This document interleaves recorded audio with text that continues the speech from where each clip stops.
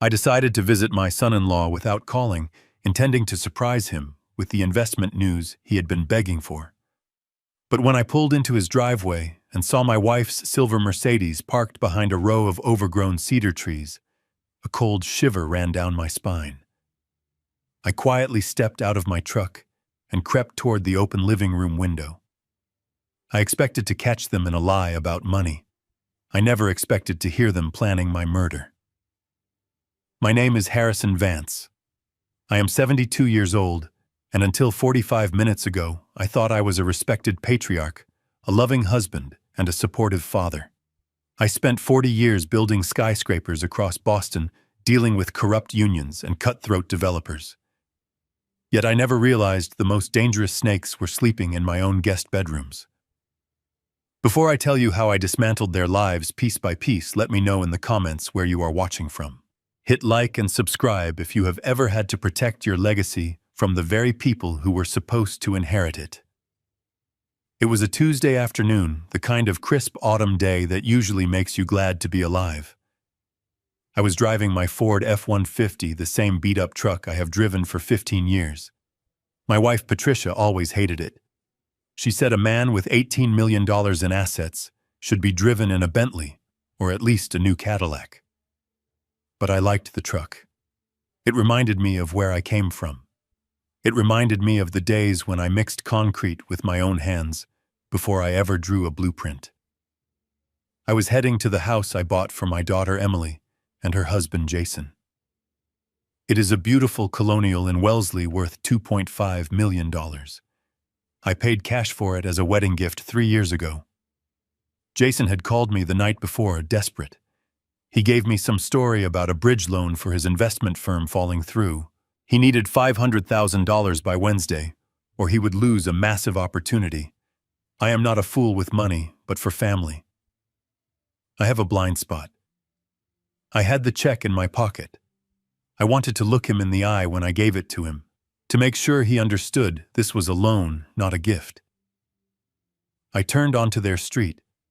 It was quiet. Most people were at work. As I steered the truck toward the long driveway, something caught my eye. To the left of the garage, there is a dense patch of cedar trees. It is a blind spot from the road, but the sun glinted off something metallic. I squinted.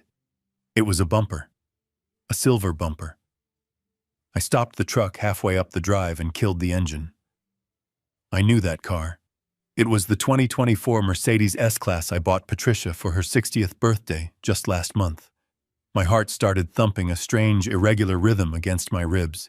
Patricia had told me this morning, while kissing my cheek, that she was spending the entire day at a holistic spa in Connecticut. She said she would not be back until late. Why was she here? And why was the car parked on the grass behind the trees instead of in the paved driveway? I stepped out of the truck.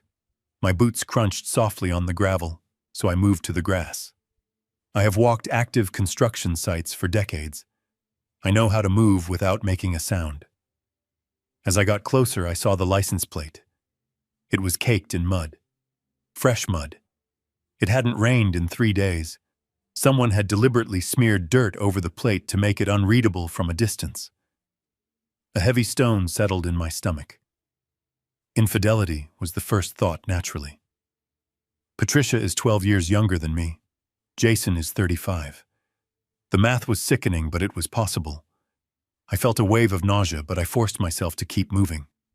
I needed to know. I needed to see. The living room window was cracked open about 4 inches to let in the breeze. I pressed my back against the siding of the house right next to the window frame. I could smell the expensive cologne Jason wears. Something I paid for, no doubt.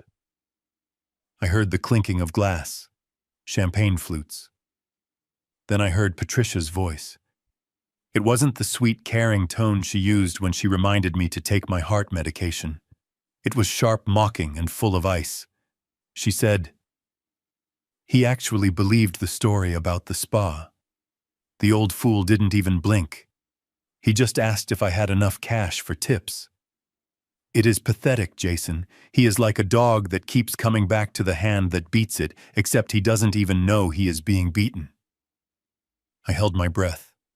My hands clenched into fists so tight my knuckles turned white. Jason laughed. It was a cruel, arrogant sound. "Don't worry, Patty. We just need to keep the act up for another week. Once Emily drops the kid, she will be too exhausted to notice anything. I have already talked to Dr. Aris." My ears perked up. Dr. Aris was a psychiatrist Jason played golf with. Jason continued, his voice dropping lower but still clear in the quiet afternoon air. "I have been spiking his evening scotch with the haloperidol for 3 weeks now. Haven't you noticed his hands shaking? He dropped his fork twice at dinner on Sunday." I froze. I looked down at my hands. They were trembling now, but not from fear, from rage. I had noticed the tremors. I had been terrified I was developing Parkinson's just like my father. I had even scheduled a neurology appointment for next week. They were drugging me. Patricia giggled. It sounded demonic. "Oh," I noticed. I told him he looked pale. I told him he was forgetting things he never actually said. "It is called gaslighting, darling, and it is working perfectly. By the time the baby is born, we will have enough documented incidents to file for emergency guardianship. We will declare him mentally incompetent."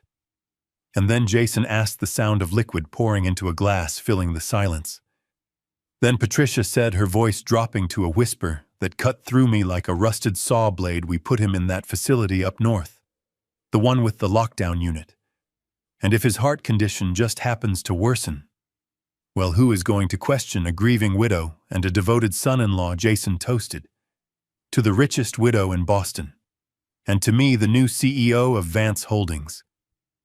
I felt like I had been punched in the gut by a wrecking ball. The air left my lungs, my vision blurred. For a second, I thought I was going to have a heart attack right there in the flower bed. They weren't just sleeping together. That would have been a mercy compared to this. They were methodically, chemically dismantling my mind so they could steal my life and then end it.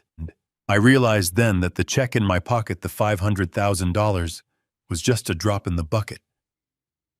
They wanted it all. The 18 million, the properties, the control. And they were willing to turn my daughter into a fatherless single mother to get it. My foot slipped on a patch of mulch. I stumbled, my shoulder hitting the vinyl siding with a dull thud. Inside, the laughter stopped instantly. "Did you hear that?" Jason asked. I held my breath, pressing myself flat against the wall, praying my old heart wouldn't beat loud enough to give me away. Probably just a squirrel, Patricia dismissed it. Or maybe the wind. "Relax, Jason. Harrison is probably napping in his recliner right now, dreaming about the good old days. He is harmless. He is a relic. A relic."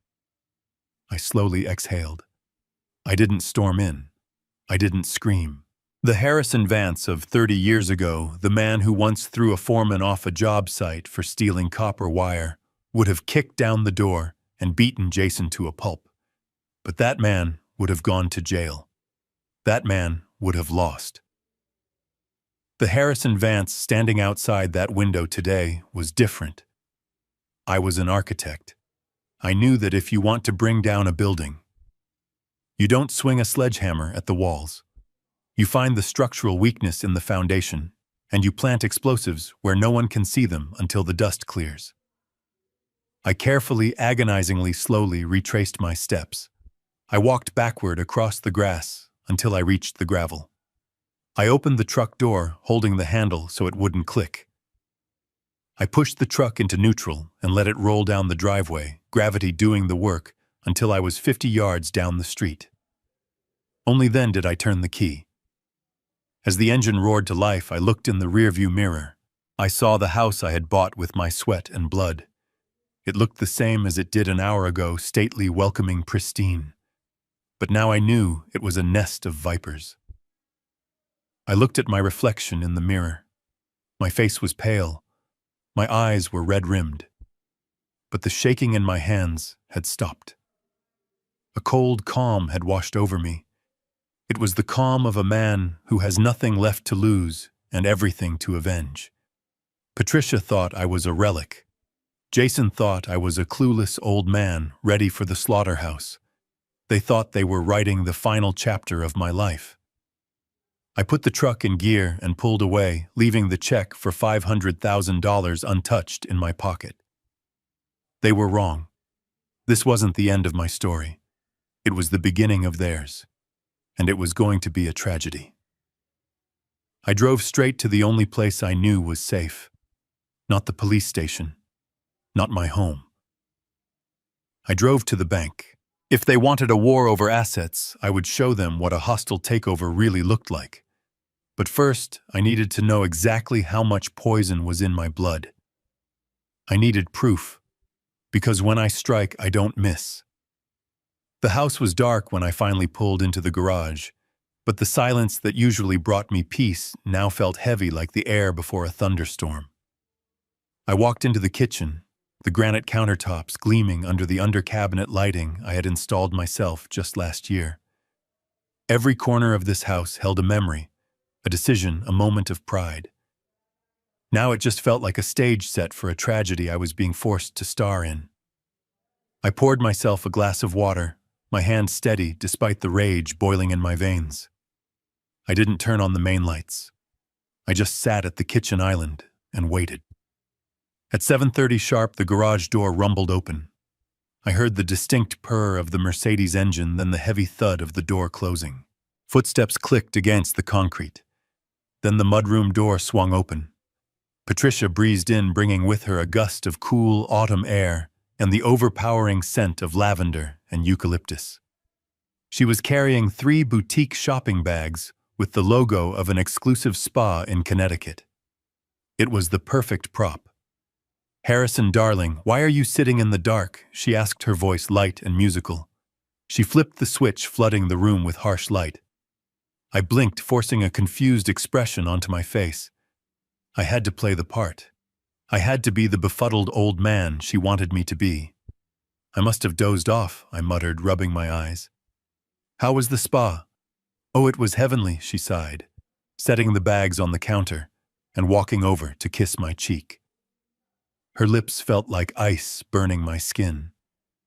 I had to use every ounce of willpower not to recoil, not to grab her by the shoulders and demand to know why she smelled like Jason's cologne beneath the lavender. The mud wrap was exactly what I needed, and the traffic coming back was a nightmare on I-95. I was so worried I would miss dinner. I looked at her. Really looked at her. For 10 years, I thought I saw a partner. Now I saw a predator. Her makeup was flawless, hiding the wrinkles she hated so much. Her smile was practiced. She was putting on a performance worthy of Broadway, and I was the only audience member who knew the script was fake. "You look refreshed," I said, my voice dry. She bustled around the kitchen, filling a kettle for tea. "Did you have a good day? Did you manage to fix that leaky faucet in the guest bath?" "I didn't fix the faucet. I drove to the bank. I drove to a private investigator's office. But I couldn't say that. I tried to call Jason earlier," I said, dropping the bait. I kept my eyes fixed on the rim of my water glass. I wanted to talk to him about that investment he mentioned. But he didn't pick up. I thought maybe I would drive over, but I forgot where I put my keys. There was a pause. It was less than a second, a tiny hitch in her movement, as she reached for a tea bag. If I hadn't been looking for it, I would have missed it, but I saw her shoulders stiffen. "Oh, don't worry about that," she said, her voice smooth as silk. "I spoke to Emily earlier. She said Jason was in meetings with those investors from New York all day. He probably had his phone off. You know how intense those finance types can be." The lie rolled off her tongue so easily.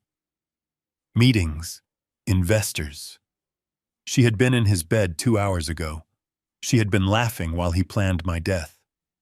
The realization that she could look me in the eye and lie with such ease was more painful than the infidelity itself. It meant that every "I love you," every concern for my health over the last few months had likely been a lie too. "Well, that explains it," I said, tapping my fingers on the counter. "My memory seems to be getting worse, Patty.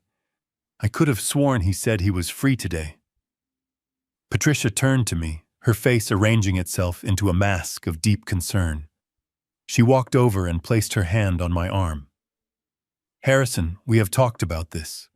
You are under a lot of stress. Dr. Eris said confusion is a side effect of high blood pressure, but we need to be careful. You are mixing up dates and conversations more frequently." She was planting the seeds, making me doubt my own reality. If I hadn't heard the truth with my own ears, I might have believed her. I might have actually thought I was losing my mind. She went to the cabinet where we kept the medications. "It is time for your evening supplements," she said efficiently. "You know what the doctor said. Routine is key." She brought over a small ceramic dish with 3 pills. 2 were my standard blood pressure medication and a cholesterol pill. I recognized them. But the third one, a small pale yellow tablet, was supposed to be a new multivitamin she had started me on 3 weeks ago. She claimed it was for brain health, imported from Switzerland. "Here you go," she said, handing me the glass of water. I took the dish. My hand trembled this time, not from acting, but from the sheer horror of what I was holding. Jason had said haloperidol, an antipsychotic. Used to treat schizophrenia, but in healthy older adults it causes tremors, confusion, lethargy, and memory loss. It mimics dementia perfectly. I looked at the yellow pill. It looked innocent. I put all 3 pills in my mouth. Patricia watched me. Her eyes were locked on my throat. She needed to see me swallow. She needed to see the poison go down. I took a large gulp of water. I swallowed the 2 legitimate medications, but with a practiced maneuver I had learned from hiding tobacco as a teenager, I slid the yellow pill between my gum and my cheek. "All down?" she asked, smiling. "All down," I said. "Good. Now why don't you go sit in the living room and watch the news? I will start a light dinner. You look exhausted, Harrison." I nodded and shuffled out of the kitchen, playing the part of the tired, obedient husband. As soon as I was out of her line of sight, I moved quickly to the den. I sat on the leather sofa and pretended to fumble for the remote. I coughed into my hand, spitting the yellow pill into my palm. It was already starting to dissolve slightly. I touched it with the tip of my tongue. The taste was vile, bitter, metallic chemical. It didn't taste like any vitamin I had ever taken. It tasted like death. I wiped the residue on my handkerchief and looked around the room. I couldn't flush it. She might hear the toilet. I couldn't throw it in the trash. She was meticulous about sorting the garbage. I reached down into the gap between the seat cushion and the arm of the sofa. My fingers brushed against old crumbs and lost coins until I found a small tear in the lining fabric. I pushed the pill deep inside the tear, burying it in the foam stuffing. I sat back up, my heart pounding against my ribs. I wasn't losing my mind. I was being murdered by inches. Every tremor in my hand, every moment of fog I had felt in the last 3 weeks wasn't age. It was them. They were chemically lobotomizing me in my own home. I looked toward the kitchen where the sounds of chopping vegetables and humming drifted out. Patricia was humming a tune. She was happy. She thought the plan was working. She thought the old man was fading away day by day, pill by pill. I gripped the armrest of the sofa. The anger that had been a hot fire in my chest cooled down into something harder, sharper. I wasn't going to just survive this. I was going to turn their weapon against them. Tomorrow I wouldn't just be visiting the bank. I would be visiting a lab. I needed to know exactly what was in that pill. I needed the toxicology report, because in a court of law my word against theirs might fail. But science doesn't lie. I turned on the television, the volume low. I sat there in the flickering light, listening to my wife cook dinner, knowing that every plate she served me from now on was a potential death sentence. But I would eat. I would smile. I would take the pills and hide them. I would play the game better than they ever could. Because now I knew the rules, and I knew that in this game the loser doesn't just lose money, the loser loses everything.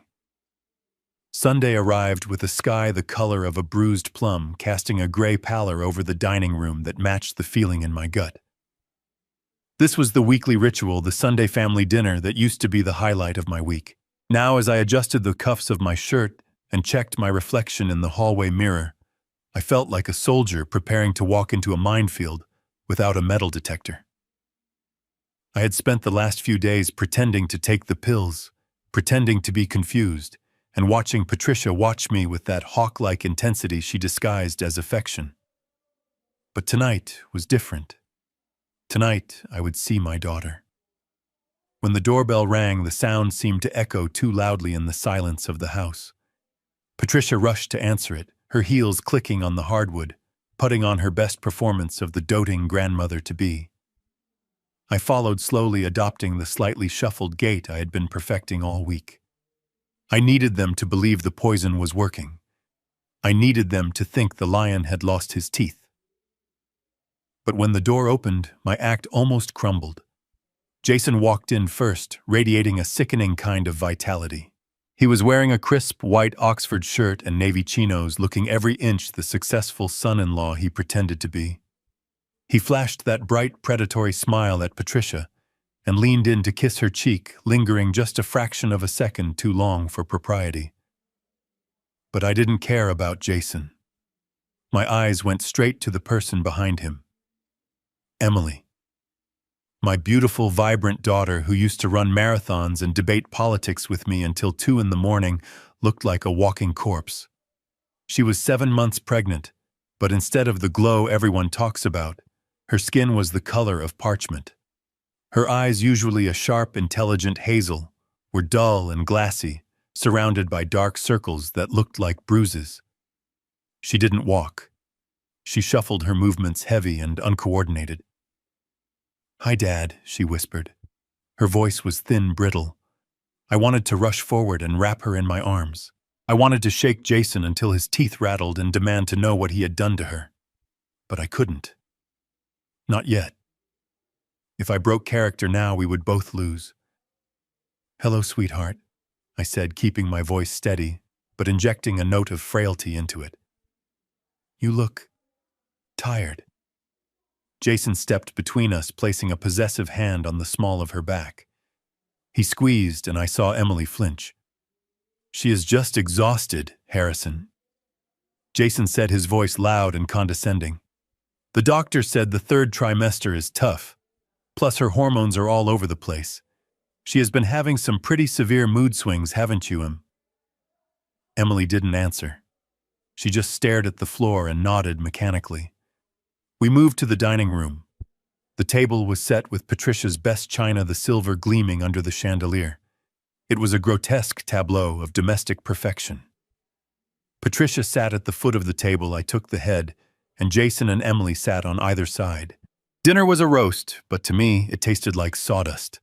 The conversation was led entirely by Jason and Patricia, who bounced topics back and forth like a tennis ball, purposefully excluding Emily and treating me like a child. So Harrison, Jason said, cutting into a piece of meat with surgical precision. "Patricia tells me you lost your keys again yesterday. That is the 3rd time this month, isn't it?" I gripped my fork. I hadn't lost my keys. Patricia had hidden them in the freezer and then magically found them later. "I suppose so," I muttered. "My mind isn't what it used to be." Jason smirked and took a sip of his wine. "You really should be more careful. We wouldn't want you wandering off and getting lost. It is becoming a safety issue." I decided to test the waters. I cleared my throat and looked at Emily, desperate to make a connection. "You know, Emily, being here reminds me of the time we went to Cape Cod when you were 10. Do you remember? We built that massive sandcastle and you insisted on digging a moat that reached the ocean. You were so determined. You stood there for hours with your little yellow bucket." I saw a flicker of something in Emily's eyes. A spark of memory. A tiny bit of the old Emily trying to break through the fog. "I remember," she said softly. "The tide came in and—" "Dad, stop!" Jason interrupted, slamming his glass down on the table. The noise made Emily jump. She shrank back into her chair. What? I asked, feigning confusion. You have told us that story 3 times already since we sat down, Jason said, shaking his head with exaggerated exasperation. It is getting painful to watch. I stared at him. I had not told that story. I had barely spoken 10 words since the appetizers. I did, I stammered, looking at Patricia. Patricia reached out and patted my hand, her face a mask of pity that made my stomach turn. Yes, darling.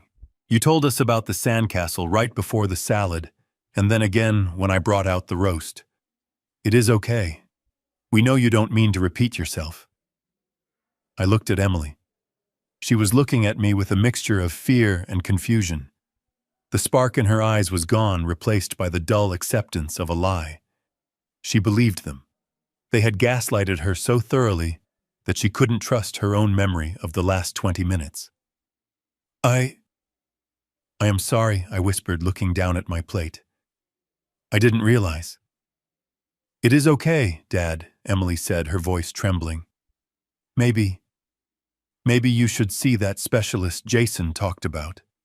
Hearing my own daughter suggest I was losing my mind was a dagger to the heart. But I noticed something else. Next to Emily's plate was a tall glass of freshly squeezed orange juice. It was the only non-alcoholic drink on the table.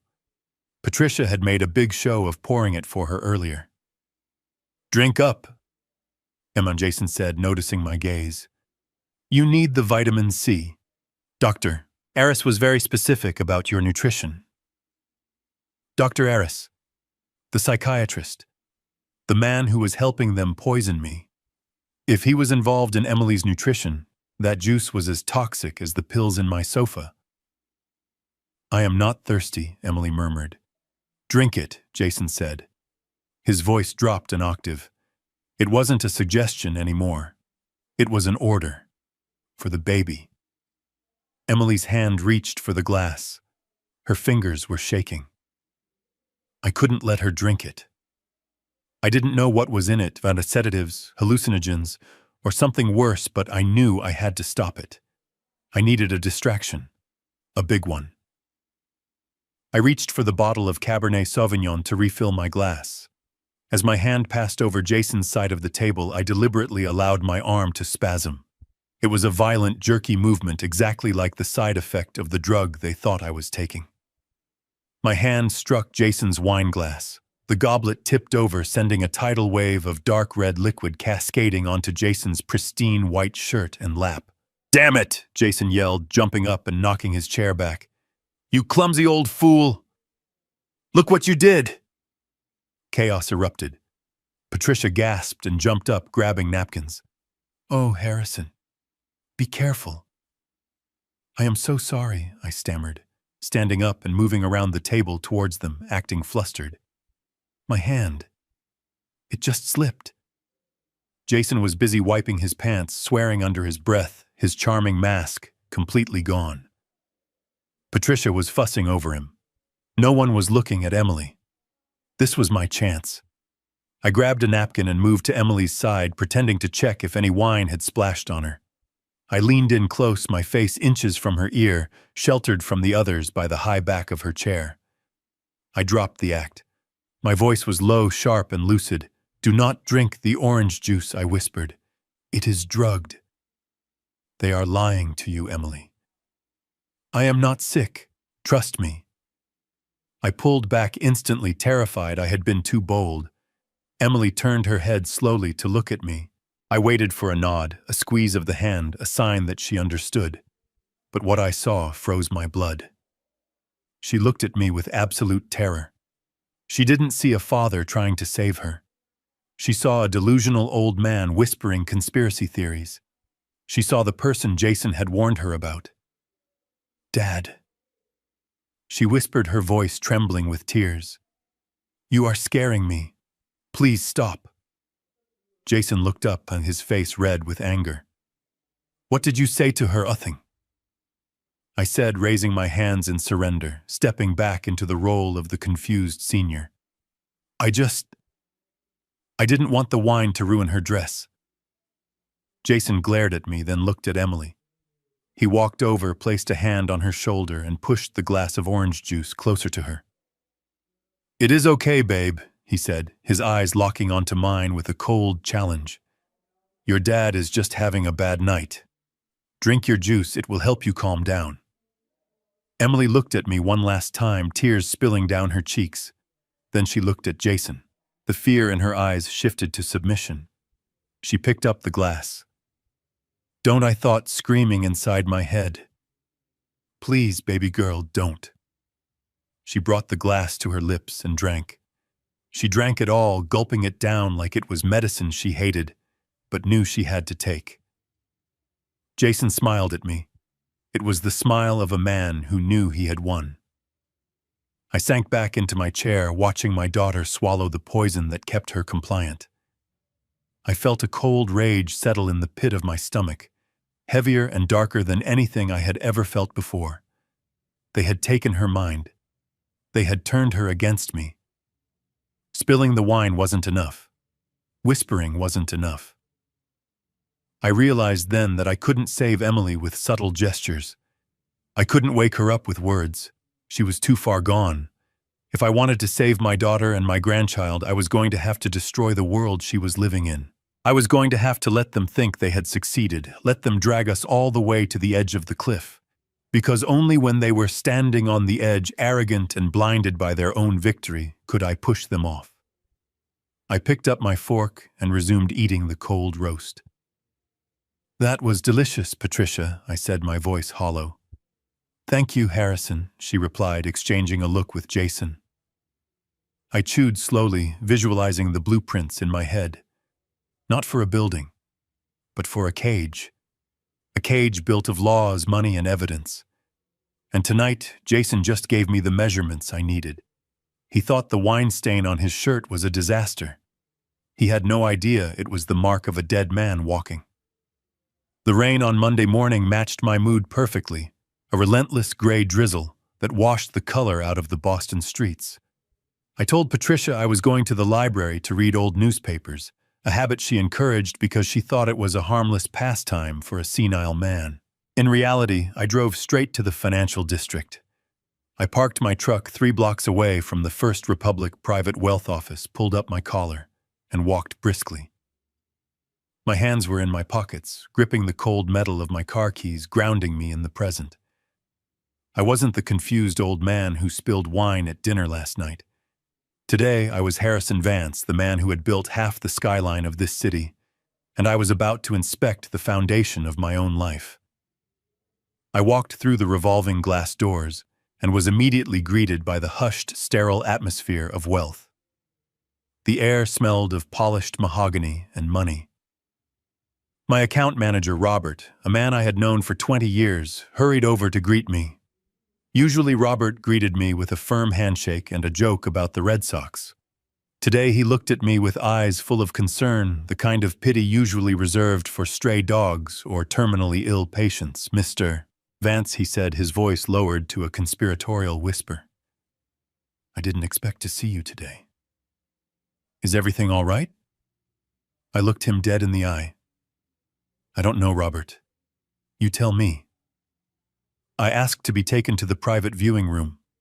Once the heavy oak door clicked shut, sealing us off from the world, I dropped the act. I sat straight, my gaze sharp. "Show me the activity, Robert," I commanded. "And don't give me the summary. I want the raw transaction logs for the last 30 days. Robert hesitated, shifting uncomfortably in his expensive suit. "Harrison, look. We were going to call you. There was an irregularity on Friday afternoon." He slid a file across the polished table. I opened it. On top was a transfer request form. My eyes scanned the numbers. $2 million. Destination: a shell company account in the Cayman Islands. I looked at the signature at the bottom. It was my name. The loops of the H and the sharp angle of the V were almost perfect. Almost. To anyone else, it looked authentic. But I knew my own hand. I knew that when I signed my name, I always lifted the pen slightly on the letter N. This signature flowed without a break. It was a forgery. A masterpiece of a forgery, likely practiced 1,000 times, but a forgery nonetheless. Beneath my signature was the counter-signature required for any transfer over $50,000. Jason Bennett, my son-in-law. It didn't go through, Robert said quickly, seeing the vein in my temple pulse.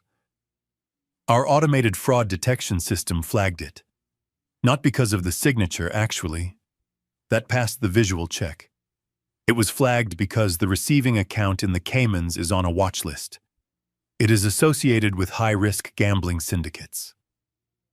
I felt the air leave the room. Gambling. I sat back, the leather chair creaking under my weight. The pieces of the puzzle slammed together with the force of a pile driver. Jason wasn't just a bad investor.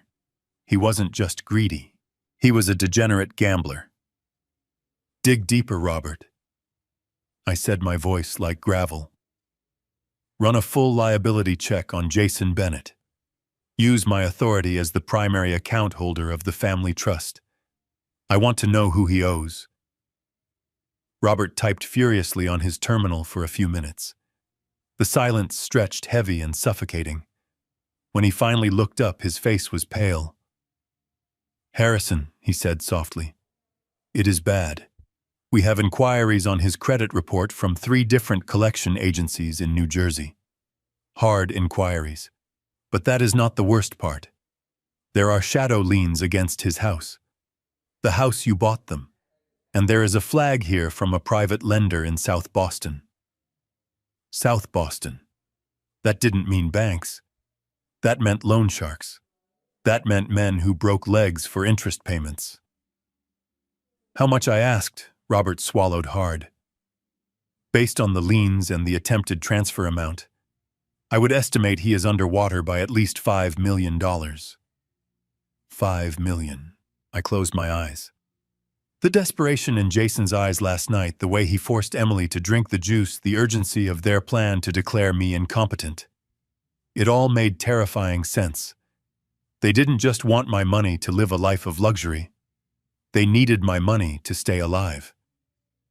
Jason was drowning, and he had decided that the only life preserver big enough to save him was my entire estate.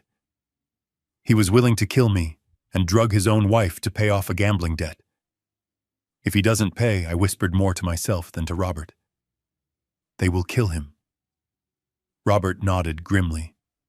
And if the house is collateral, they might come for Emily too. That thought turned my blood to ice. Emily. My daughter. She was living in a house that effectively belonged to the mob, married to a man who had sold her safety to cover his losses. I stood up. The shock was gone, replaced by a cold, tactical fury. I needed to move fast. I needed to secure the perimeter. Robert, I said, leaning over the table, listen to me very carefully. You are going to freeze that transfer request, but you are not going to cancel it. You are going to leave it in system processing status. If Jason calls, tell him it is a bank software glitch, and it will clear in 48 hours. Buy me time. But Harrison, Robert stammered, that is highly irregular. Do it, I snapped, or I will move every cent I have to chase Manhattan by noon. Robert nodded, terrified. I will handle it. Now I continued. I need cash, untraceable bills, $50,000. Robert didn't ask why. He simply made the call. 10 minutes later, I walked out of the bank with a heavy canvas envelope tucked inside my coat. The weight of it pressed against my ribs, a reminder that in this world, money was ammunition. I didn't go home. I drove to a nondescript office building in the industrial district, sandwiched between an auto body shop and a defunct printing press. I climbed the stairs to the 2nd floor and knocked on a door with frosted glass that simply read Miller Investigations. Miller was an ex-cop I had used years ago to check out contractors. He was cynical, expensive, and discreet. He looked up from his desk as I walked in, his eyes narrowing at the envelope in my hand. "I need a job done, Miller," I said, throwing the envelope onto his desk. The cash made a solid thud. "And I need it done today." "Who is the target?" Miller asked, reaching for the envelope.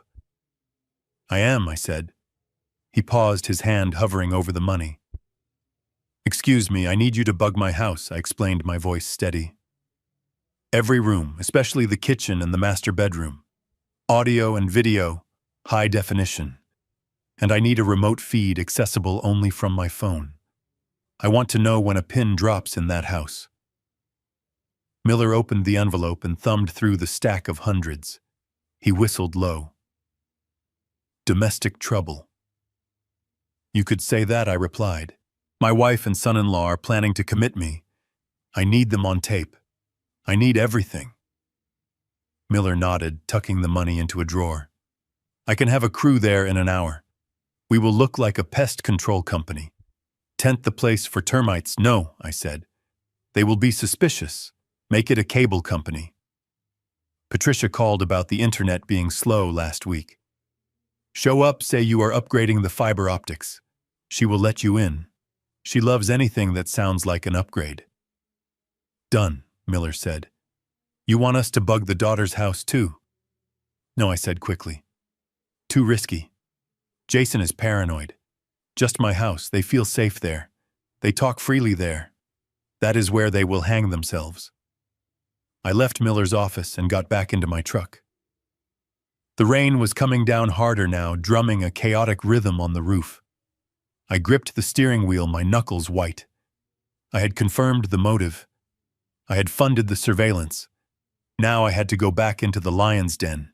I had to go home, sit on that sofa, take their poison pills, and wait for them to say the words that would send them to prison for the rest of their lives. I checked my watch. It was noon. Jason would be calling the bank soon, screaming about the delay. He would be panicked. And a panicked man makes mistakes. I started the engine. I was coming for them. And they wouldn't hear me until the trap snapped shut.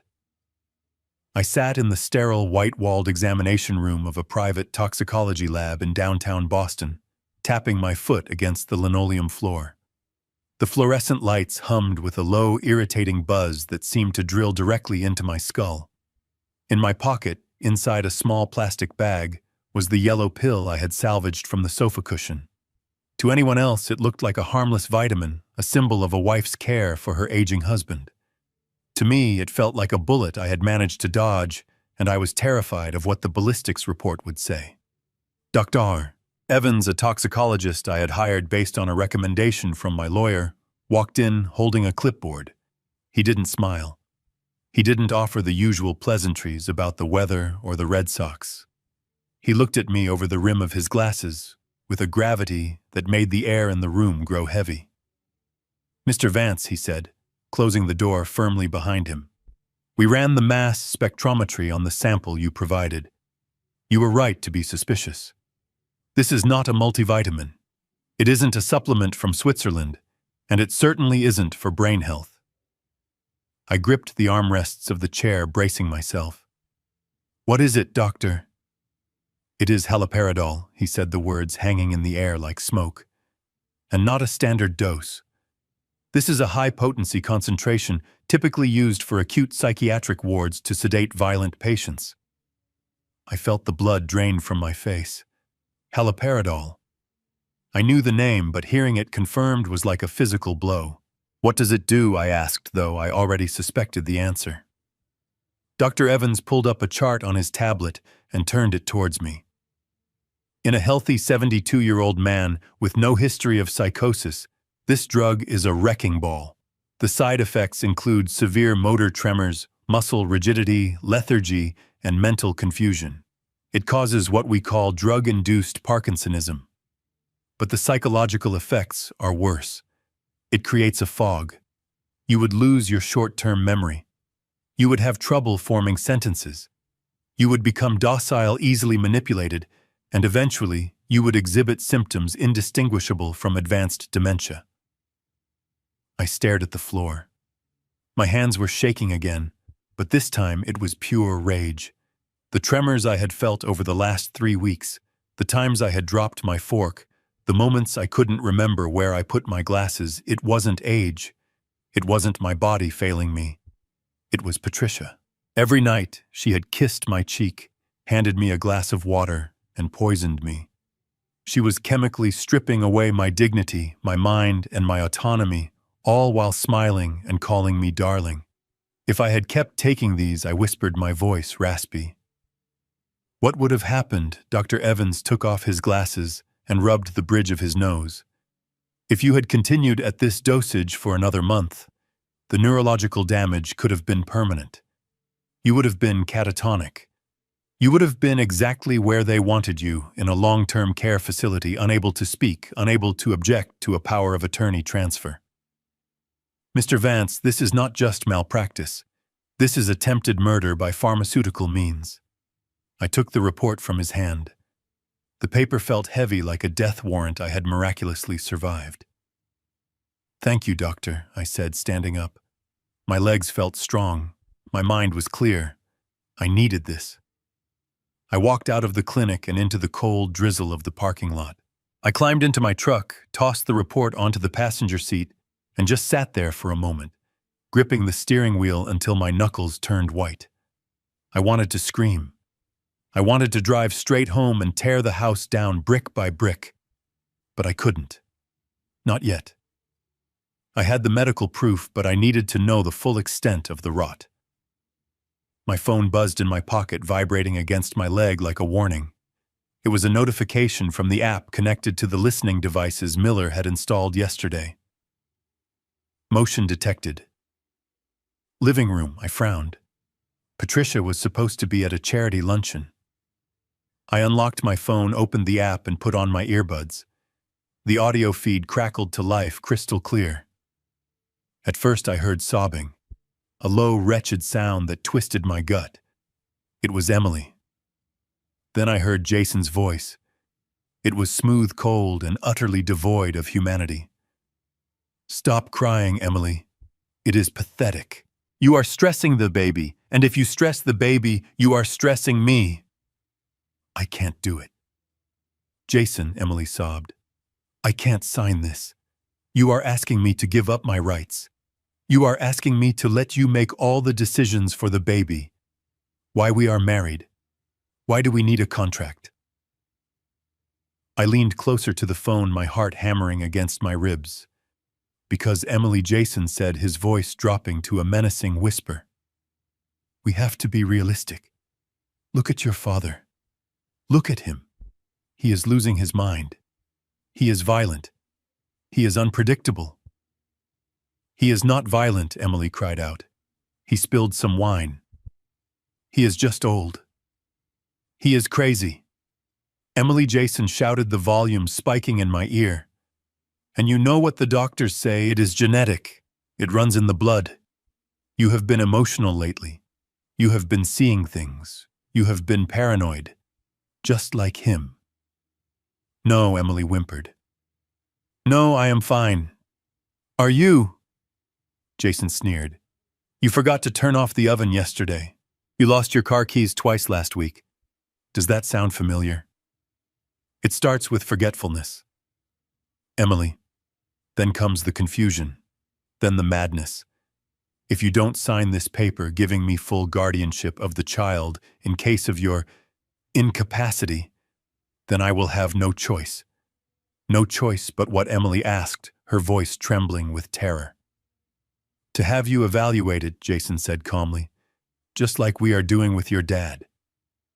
If you are unfit, Emily, I will put you in the same facility as him. I will take the baby, and you will rot in a padded room next to your crazy father. Is that what you want? Do you want your son to grow up visiting his mother in a lunatic asylum? Silence. A long, suffocating silence. Then the sound of paper rustling. The scratch of a pen. Good girl, Jason said, his voice returning to that sickeningly sweet tone. I am doing this for us. I am doing this to protect the family asset. Now go wash your face. You look a mess. I ripped the earbuds out of my ears and threw them against the dashboard. A primal roar tore from my throat, a sound of pure, unadulterated hatred. He wasn't just poisoning me. He was doing it to her, too. He was gaslighting my pregnant daughter, convincing her that she had inherited my non-existent madness, all to steal her child and her inheritance.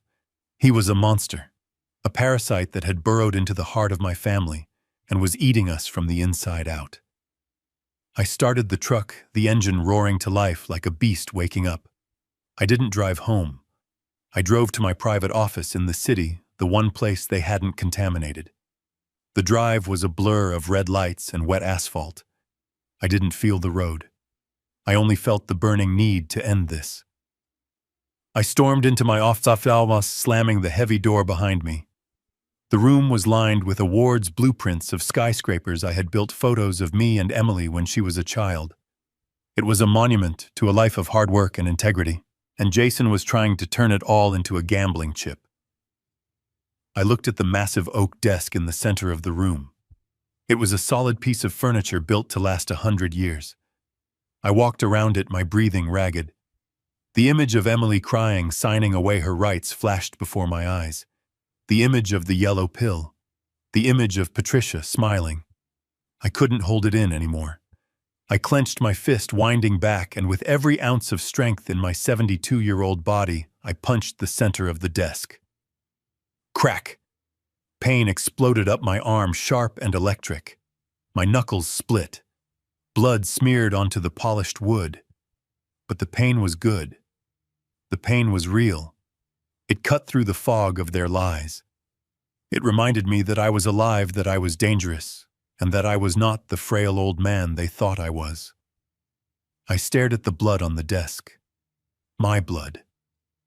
The blood, Jason said, was tainted with madness. I am not a victim, I growled to the empty room. I am the architect, and I am about to bring the roof down on their heads. I reached for the secure landline on my desk with my bleeding hand. I didn't care about the mess. I dialed a number I knew by heart.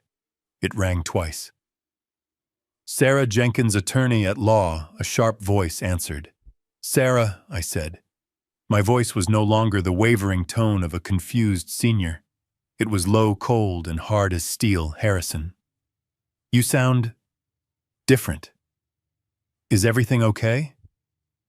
I looked at the toxicology report in my other hand. No, Sarah. Everything is not okay. But it is about to be handled. What do you need? She asked, sensing the shift. I need you to prepare the documents we discussed, I said. Not the draft, the final version, the nuclear option. And Sarah, yes, get the private jet ready.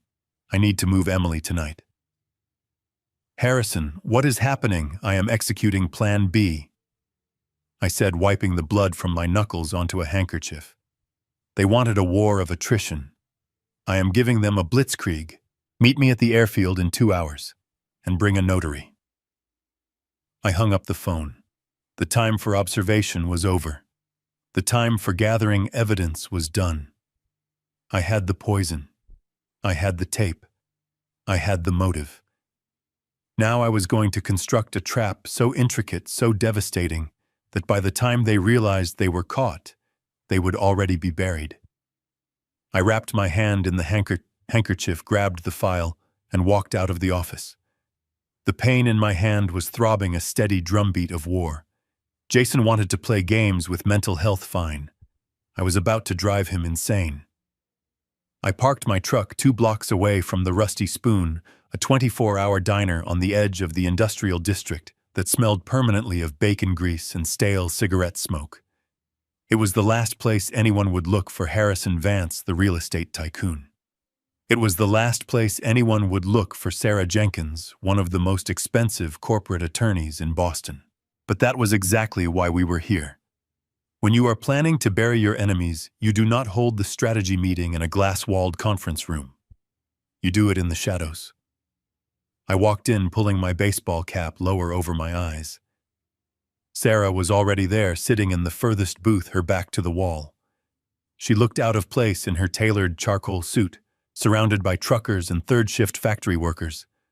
On the formica table in front of her sat a thick stack of legal documents, bound with a heavy metal clip.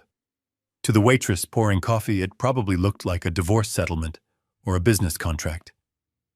To me, it looked like a loaded weapon.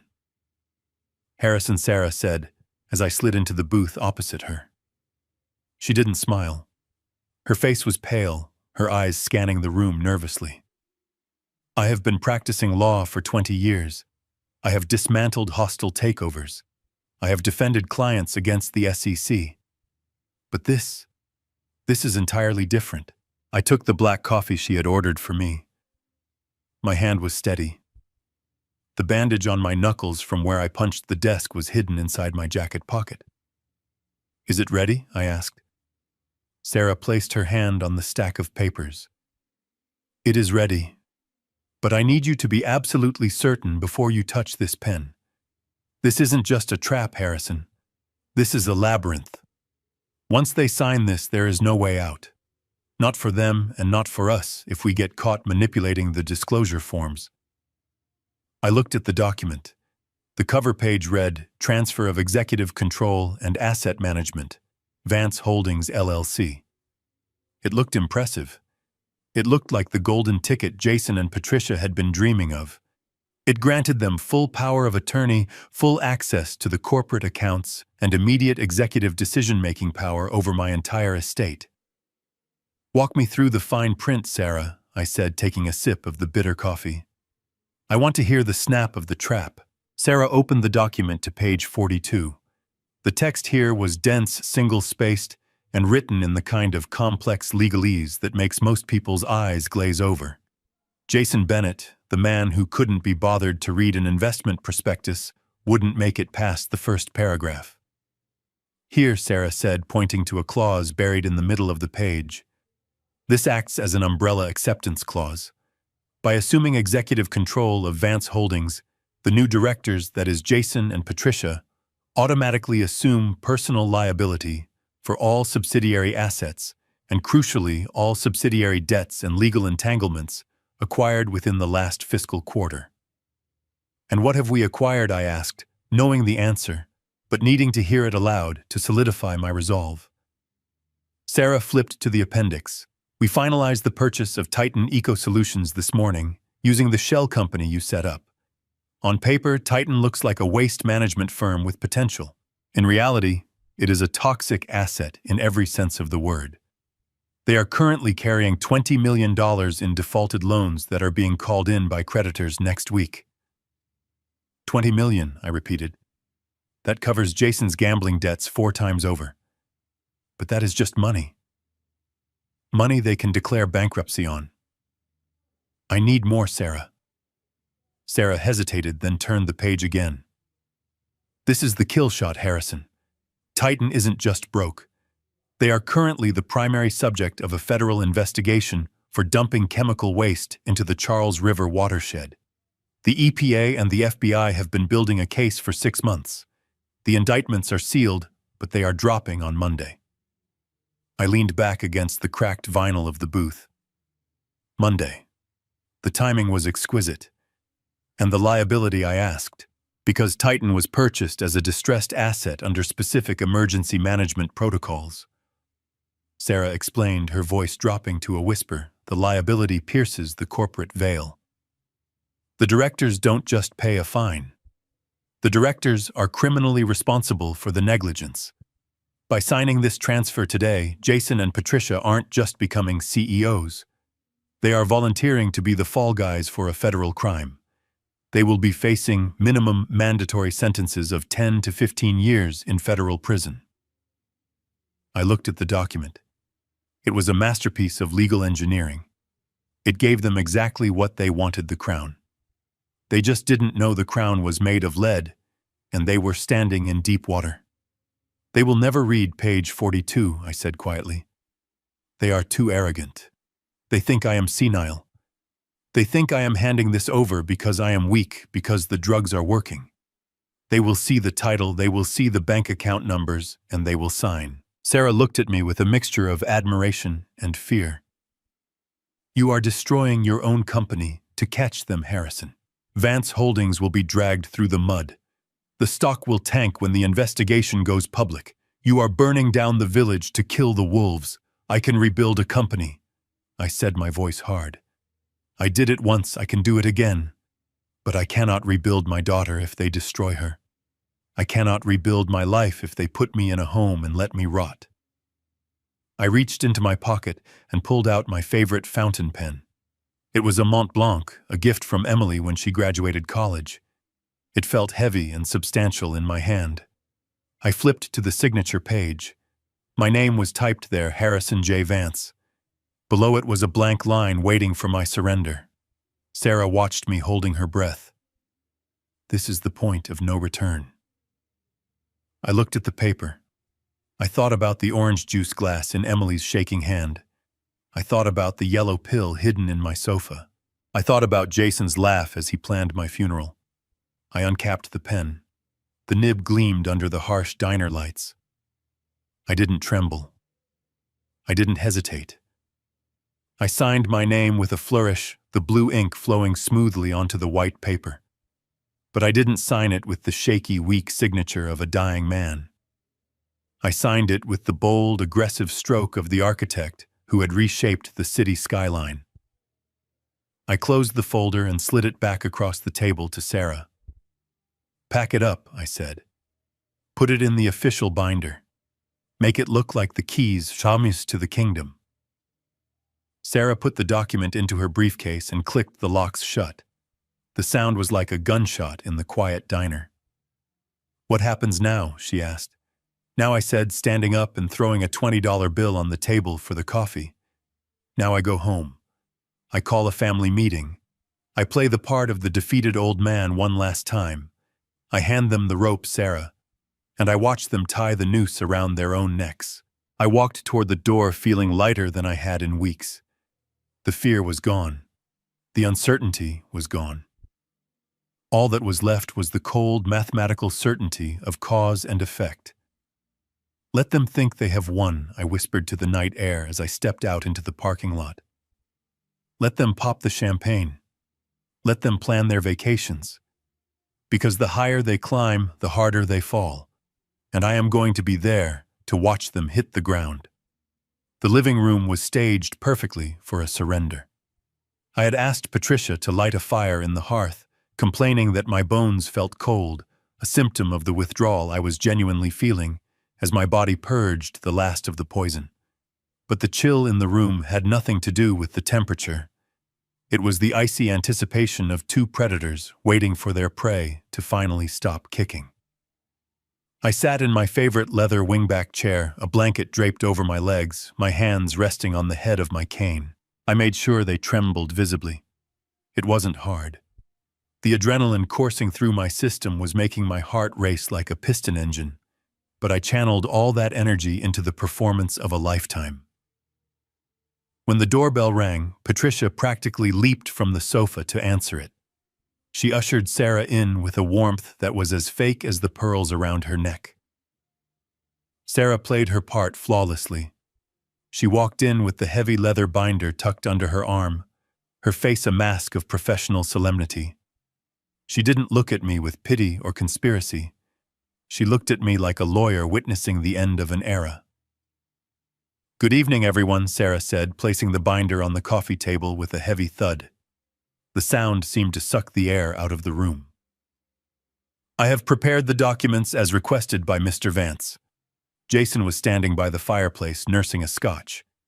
He looked impatient, checking his watch every 30 seconds. He knew the transfer from the bank was still stuck, and his creditors were likely breathing down his neck. He needed this signature, like a drowning man needs air. "Let's get on with it," Jason said, taking a sip of his drink. "Harrison needs his rest." I cleared my throat, a dry, rattling sound that made Patricia wince. I looked around the room, letting my gaze drift unfocused for a moment, before landing on them. "I am tired," I whispered, letting my voice crack. "I tried to open the safe this morning to get my watch, the one my father gave me. I couldn't remember the combination. I stood there for 20 minutes, and I just couldn't remember the numbers. Patricia sat on the arm of my chair, placing a hand on my shoulder. It is okay, Harrison. That is why we are doing this. So you don't have to worry about those things anymore. I nodded slowly, looking down at my shaking hands. You are right. I built this company from nothing. I built this family. But I can't hold it up anymore. The weight, it is too heavy. I looked at Jason. He was leaning forward now, his eyes hungry. I want to give it to you, I said, gesturing vaguely at the binder. All of it. The company, the accounts, the decisions. I just want to sit here and watch the fire. I just want peace. Sarah opened the binder. The pages were crisp and white, dense with legal jargon. She flipped past the first few pages, the ones that outlined the general transfer of power, and stopped at the signature page. But before she turned the binder toward them, she paused.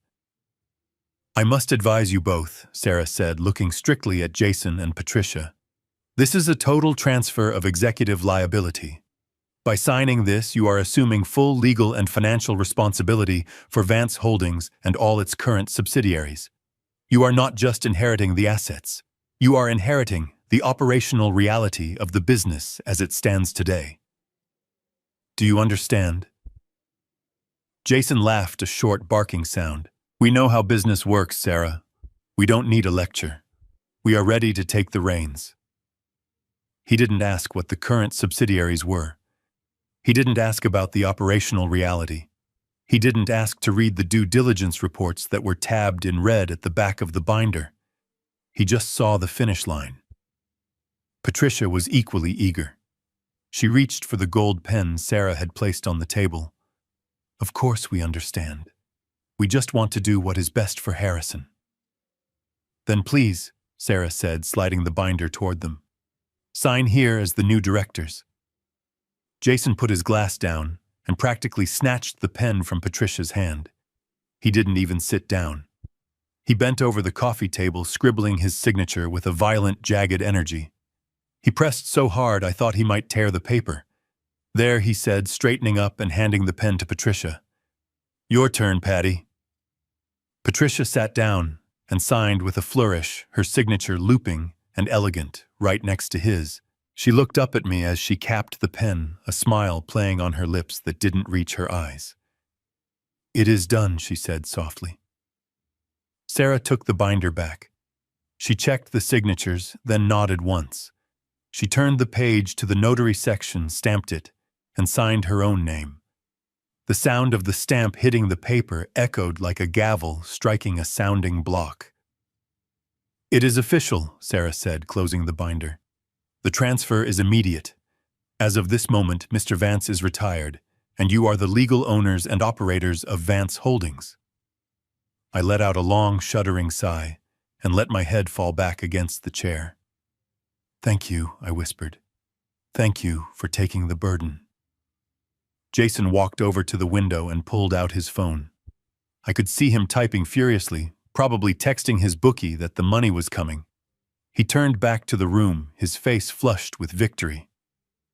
Well, this calls for a celebration, Patricia said, standing up. I have a bottle of Dom Perignon in the cellar. Jason waved his hand dismissively. Save the champagne, Patty. I have to make a few calls. We have a company to run. He walked over to me. I thought he was going to thank me or perhaps offer a platitude about taking care of the legacy. Instead, he leaned down, his face inches from mine. I could smell the scotch on his breath, mixed with the metallic tang of pure malice. He patted my cheek. It wasn't a gentle pat. It was a slap light enough to be deniable, but hard enough to sting.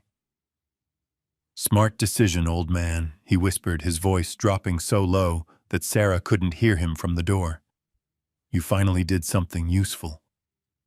He straightened up, buttoning his jacket, looking at me with a sneer that stripped away every layer of the polite son-in-law he had played for years. Now you can rest, he said, and then he paused, a cruel glint in his eyes. Permanently. He turned and walked out of the room without looking back. Patricia followed him, shooting me one last glance that was a mixture of pity and triumph before disappearing into the hallway. I sat there in the silence, listening to their footsteps fade. Sarah stood by the door, clutching the binder to her chest. She looked pale. She had heard the tone, if not the words. I stopped shaking. I lifted my head from the headrest and sat up straight. The frailty vanished. The confusion evaporated. I looked at the fire, watching the logs turn to ash, and I felt a cold, hard satisfaction settle in my chest. They had signed. They had taken the bait, the hook, and the line. They thought they had just inherited an empire. They had no idea they had just handcuffed themselves to a sinking ship loaded with toxic waste. I looked at Sarah. "File it," I said, my voice steady and strong. "File it with the court first thing in the morning, and call the pilot." Sarah nodded and slipped out the front door into the night. I was alone in the house that was no longer mine, stripped of my company, stripped of my assets. But I had never felt more powerful. Jason thought I was going to rest permanently. He was wrong. I wasn't going to rest. I was going to work. Tonight, I had one last job to do. I had to get Emily out of that house before the FBI raided Vance Holdings on Monday morning, and Jason realized he had been played. The war wasn't over. The first battle was won, but the rescue mission was just beginning. The dashboard clock of my truck glowed a neon green 2:14 a.m. as I idled down the street from Jason's house, killing the headlights to blend into the shadows of the sleeping suburb. I hadn't slept a wink. My body was humming with a dangerous cocktail of caffeine and adrenaline, the kind that kept me alert on construction sites for 48-hour shifts back in the day. But this wasn't a job site. This was a rescue mission. I knew exactly where Jason and Patricia were. The tracker on my wife's car showed them at the Ritz-Carlton downtown. They were undoubtedly popping that bottle of Dom Perignon, toasting to their newfound empire drunk on greed and the false security I had handed them on a silver platter. They thought the war was over. They thought the old man was asleep in his bed dreaming of the past. But they had made a fatal miscalculation. They assumed that because I had surrendered the company, I had surrendered my daughter. They were wrong. I pulled the truck up to the curb, 2 houses down, grabbing the tire iron from under the seat, not because I intended to use it, but because old habits die hard. I slipped the spare key to Jason's front door out of my pocket. I had kept it on my keychain for 3 years, ever since they moved, in a silent promise that I would always be there if they got locked out. Tonight, I was the one breaking in. The house was dark, a looming silhouette against the night sky. I moved quickly up the driveway, sticking to the grass to avoid the crunch of gravel. My heart was hammering against my ribs, not from fear, but from a terrifying clarity. Emily was in there alone. And now that Jason had the signature he wanted, Emily was no longer a leverage point. She was a liability, a loose end. And I knew how men like Jason dealt with loose ends. I reached the front door and slid the key into the lock. It turned with a smooth, silent click. I pushed the door open and stepped into the foyer. The air inside was stale, smelling faintly of cleaning products and neglect. Silence pressed against my ears. I moved up the stairs, skipping the 3rd step, because I knew it creaked. I had built houses like this my whole life. I knew their bones, their secrets, and their weaknesses. I reached the landing and turned toward the master bedroom. The door was closed. I turned the handle. Locked. Locked from the outside. A cold rage washed over me. You don't lock a pregnant woman in her room for her safety. You lock her in like a prisoner. I didn't have time for finesse. I took a step back and kicked the door right next to the lock mechanism. It wasn't a movie-style kick, just a sharp, precise application of force that snapped the jam. The door swung open with a loud crack that echoed through the empty house like a gunshot. Emily was sitting up in bed, instantly pulling the sheets up to her chin. Her eyes were wide, filled with absolute terror in the moonlight filtering through the blinds. When she saw my silhouette in the doorway, she didn't look relieved. She looked horrified. "Dad," Yoe whimpered, her voice trembling. "Go away, please, just go away. Jason said you would come. He said you would try to hurt me." She scrambled backward against the headboard, reaching for the phone on the nightstand. I was across the room in 2 strides. I grabbed her hand before she could dial 911. She screamed a high-pitched sound of pure panic. I had to be rougher than I wanted to be. I clamped my hand over her mouth, silencing the scream, and pinned her wrist to the mattress. "Look at me," I hissed, leaning down so my face was inches from hers. "Look at my eyes." "Emily." She struggled, kicking her legs, tears streaming down her face. She was fighting me like I was a monster. That was what they had done to her. They had turned her father into a boogeyman. "I am not crazy, Emily," I whispered fiercely. "I am not on drugs. I am not confused. I am here to save your life." She stopped kicking, but her eyes were still wild. I slowly removed my hand from her mouth. "He said you would say that," she sobbed, her body shaking violently. "He said the mania makes you paranoid. He said you would try to kidnap me." I pulled my phone out of my pocket. My hands were steady. "I am not going to argue with you," I said, my voice dropping to a calm, commanding tone. "I am going to show you." I tapped the screen and brought up the video file from the hidden camera in my living room, the one from 3 days ago. The one where Jason and Patricia were drinking my scotch and planning our destruction. "Watch," I commanded, holding the screen in front of her face. She tried to look away. "No, I don't want to see your delusions." "Watch it," I roared, a flash of the old Harrison Vance, the man who commanded respect from ironworkers and city planners alike. She flinched, then looked at the screen. The video played. The audio was crisp in the silent bedroom. "It's pathetic, Jason," Patricia's voice rang out from the phone. "He's like a dog that keeps coming back to the hand that beats it." Emily froze. She stopped breathing. Then came Jason's voice. "Once Emily drops the kid, I withdraw the tube. We declare him incompetent." I watched my daughter's face as the video played. I watched the denial fight against the reality. I watched her eyes widen as she heard her husband, the man she loved, call her a cow and laugh about putting her in a padded room. When the video ended, the silence in the room was heavier than the door I had just broken. Emily didn't scream. She didn't cry. She just stared at the blank screen, her mouth slightly open, her entire world collapsing in real time. The gaslighting broke. The fog lifted, and in its place came a pain so raw I could feel it radiating off her. That's Mom," she whispered, her voice barely audible. "And Jason." "It was Tuesday," I said, gently putting the phone away. "They have been poisoning me with antipsychotics to fake dementia, and they have been drugging you to keep you docile.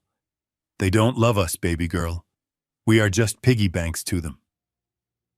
Emily looked at me.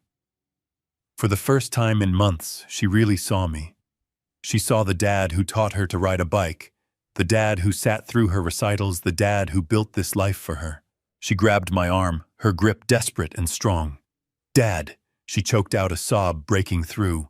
"I signed the papers. I signed the custody agreement." "It doesn't matter," I said, pulling her into a hug. She buried her face in my shoulder, weeping uncontrollably. "We are going to fix it. But right now we have to move. We have to get you out of here before he comes back." I pulled her out of bed. She was heavy, her movements sluggish from whatever they had given her earlier, but panic was a powerful stimulant. "Grab your shoes," I ordered. "Nothing else. We buy new clothes. We buy new everything. Just get your shoes." She nodded, wiping her face with the back of her hand. She slipped on her sneakers, her hands shaking so hard she couldn't tie the laces. I knelt down and tied them for her, just like I used to when she was 5. "Come on," I said, helping her up. We moved down the stairs, me supporting her weight, her clinging to my jacket, like a lifeline. Every creak of the floorboards sounded like a siren. My senses were on high alert. I needed to get her to the airfield. Sarah was waiting with the jet. Once we were in the air, we were untouchable. We reached the front door. The cool night air hit our faces, smelling of wet asphalt and freedom. "Just a few more steps, honey," I whispered, leading her toward my truck parked down the street. We stepped onto the driveway. The gravel crunched under our feet. And then the world exploded in light. High beams cut through the darkness, blinding us. A car engine roared, approaching fast, too fast. I threw my arm up to shield my eyes, pulling Emily behind me. The car swerved into the driveway, tires screeching on the pavement, spraying gravel everywhere. It skidded to a halt just 10 feet from us, the engine idling with a menacing growl. The headlights dimmed and I saw the silhouette of the Mercedes. My stomach dropped. They were back. Hours early. The driver's door flew open. Jason stepped out. He wasn't wearing his suit jacket. His tie was undone. And he wasn't smiling. "Well, well, well," he said, his voice slurred but dangerous. "The alarm on my phone said the front door was opened. I thought it might be a burglar." He walked into the light of the headlamps, holding a heavy tire iron loosely in his right hand. "But it is just family," he sneered, looking from me to Emily. "Trying to steal what is mine." Emily whimpered behind me, gripping my coat so hard I could feel her nails digging into my skin. "Get back in the house, Emily," Jason commanded, pointing the tire iron at her. I stepped forward, putting myself squarely between the monster and my daughter. I didn't have a weapon. I didn't have a plan for a physical fight with a man half my age. But I had something he didn't. I had nothing left to lose. "She is not going anywhere with you, Jason," I said, my voice low and steady. "It is over." Jason laughed, a dry, humorless sound. "Over, old man, we are just getting started. And since you broke into my house in the middle of the night, well, self-defense is a very strong legal argument for what happens next." He took a step forward, raising the iron. I braced myself. The extraction had just turned into a war. The glare of the headlights cut through the darkness, illuminating Jason like a demon on a stage. He stood in the middle of the driveway, his legs spread wide in a stance of arrogant defiance. In his right hand he gripped a wooden baseball bat, tapping it rhythmically against his palm. The sound was dull and heavy, a metronome counting down to violence. I could see the sweat glistening on his forehead and the wild, unfocused look in his eyes. He was drunk on alcohol, high on cocaine, and overdosing on the power he thought he had won. Emily shrank down in the passenger seat, covering her head with her hands. She was trembling so violently that the whole truck seemed to shake with her. "Lock the door," I said quietly. My voice was the only calm thing in the cab. Jason took a step forward, swinging the bat loosely. He shouted something, his voice slurred but loud enough to penetrate the glass. "Where do you think you are going, old man? You think you can just take my property?" He wasn't talking about the truck. He was pointing the bat at Emily. To him, she wasn't a wife or a partner. She was an asset. She was the vessel carrying the heir to the trust fund he had just tried to steal. She was a cash cow, and I was the thief. I didn't roll down the window. I didn't engage. I looked at the gap between his Mercedes and the stone pillar of the gate. It was narrow, maybe 6 feet. Not enough for my Ford F-150 to pass through without contact. Jason laughed, seeing me hesitate. He thought I was afraid. He thought the Harrison Vance who built skyscrapers would be intimidated by a thug in a dress shirt. "Get out of the car," he screamed, smashing the bat against the hood of my truck. The metal dented with a sickening crunch. "Give me the keys, you senile old bat, before I drag you out." I looked at Emily. "Keep your head down, baby. This is going to get bumpy." I didn't reverse. I didn't try to go around him. I shifted the truck into drive. I gripped the steering wheel with hands that had poured concrete and welded steel. I looked Jason dead in the eye through the windshield. He stopped laughing. He saw the engine rev. He saw the intent. For a split second, the drugs wore off, and I saw genuine fear flicker across his face. He scrambled backward, tripping over his own feet, swinging the bat wildly at the air. I slammed my foot onto the gas pedal. The truck roared. It surged forward like a charging bull. I didn't aim for Jason. I aimed for the Mercedes blocking my path. The impact was deafening. My heavy steel bumper slammed into the side of his pristine German engineering. Glass shattered. Metal shrieked as it tore. The Mercedes spun violently, its rear end smashing into the stone pillar, clearing just enough space for me to scrape through. My truck shuddered, sparks flying as my passenger side ground against the stone gate, but we were through. I didn't look back to see if Jason was hurt. I didn't care. I hit the asphalt of the main road and floored it. "Dad," Emily cried, looking back. "He is coming." I checked the rearview mirror. Through the cracked glass, I saw the Mercedes. The side was caved in, one headlight was smashed, but the engine was still running. Jason was behind the wheel, his face a mask of bloody rage. He peeled out of the driveway, tires smoking, and gave chase. We hit the highway on-ramp doing 70. The rain had turned the asphalt into a black mirror, slick and dangerous. I knew this truck. I knew its weight limits. I knew how it handled in a skid. Jason was driving a high-performance sports sedan, but he was intoxicated and reckless. That was my advantage. He came up fast on my left, his high beams blinding me in the side mirror. He swerved, trying to clip my rear bumper, trying to spin me out. This is a move called the pit maneuver. Police use it. Jason had probably seen it in movies. "Hold on," I yelled to Emily. I tapped the brakes just for a second. Jason mistimed his swerve. He shot past me, missing my bumper by inches. He overcorrected his car, fishtailing wildly on the wet road, before he regained control. He pulled up alongside me, now matching my speed at 85 miles per hour. He rolled down his window, ignoring the rain lashing into his face. He was screaming, his mouth moving in silent fury, gesturing for me to pull over. He looked like a madman. I kept my eyes on the road, my hands steady at 10 and 2. I wasn't going to play his game. I just needed to get to the airfield. Sarah was waiting. The jet was waiting. Jason realized I wasn't stopping. He wrenched his steering wheel to the right, slamming the side of his car into my door. Bang!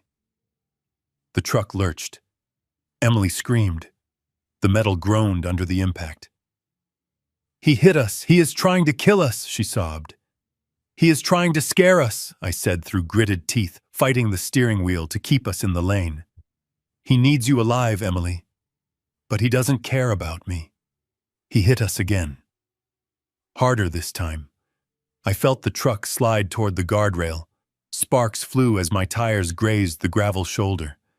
Below us was a drop into the dark woods. I had to end this. I saw an exit ramp coming up.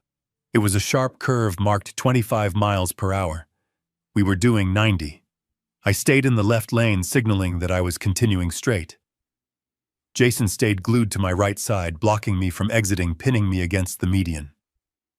Perfect. At the very last second, I slammed on the brakes. The anti-lock system pulsed violently under my foot. My truck decelerated rapidly. Jason shot forward. He didn't have time to react. He flew past me. I wrenched the wheel to the right, cutting across 2 lanes of traffic, barely making the exit ramp. I saw Jason's brake lights flare red in the distance, but it was too late for him. He missed the exit. He would have to drive 3 miles to the next turnaround. I navigated the sharp curve of the ramp, the tires squealing in protest, and merged onto the dark back road that led to the private airfield. "We lost him," I said, letting out a breath I had been holding for 10 miles. "We are safe, Em." Emily was shaking her face, buried in her hands.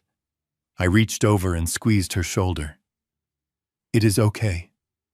We are almost there." But just as the adrenaline began to fade, a new light flooded the cabin. Blue and red. I looked in the rearview mirror. A police cruiser was right behind me, siren wailing, lights flashing. "Thank God," Emily gasped, sitting up. "The police. Dad, pull over. Tell them what happened. Tell them Jason tried to kill us." I felt a cold stone drop in my stomach. I looked at the speedometer. I was doing 40 in a 35 zone. I wasn't speeding excessively. They hadn't seen the chase on the highway. Why were they pulling me over now? Then I remembered Jason's phone. The texting. The calls. He hadn't just called his bookie. I pulled the truck over to the shoulder and put it in park. I looked at Emily. Her eyes were wide with hope. She thought we were saved. "Do not say anything." "Emily," I said sharply. "Let me talk." The officer stepped out of his cruiser, hand on his holster.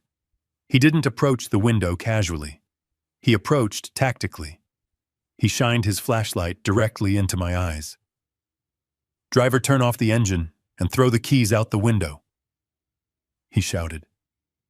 I complied. Hands where I can see them, I put my hands on the steering wheel. A second cruiser pulled up in front of me, blocking my path. Then a third. "What is happening?" Emily whispered, panic rising in her voice again. "Why are there so many of them?" The officer approached my window. "Harrison Vance?" he asked. "Yes," I said calmly. "Step out of the vehicle slowly. You are under arrest." "Arrest for what?" Emily screamed. "He saved me. My husband is the one chasing us." The officer ignored her. He opened my door and yanked me out, spinning me around and slamming me against the cold, wet metal of the truck. I felt the cold steel of handcuffs snap around my wrists. "You are under arrest for the kidnapping of Emily Bennett and the assault of Jason Bennett," the officer recited. I closed my eyes as my cheek pressed against the wet paint. Jason had played his ace. He had called 911 the moment I broke down the bedroom door. He had reported a violent, mentally unstable old man kidnapping his pregnant wife. To the police, I wasn't a hero. I was a confused, dangerous senior citizen who had just rammed a car and abducted a woman. I looked back at this truck. Another officer was helping Emily out. She was screaming, trying to pull away, trying to run to me. "Dad, he is lying." "Dad." I didn't struggle. I didn't shout. I stood tall, even in handcuffs.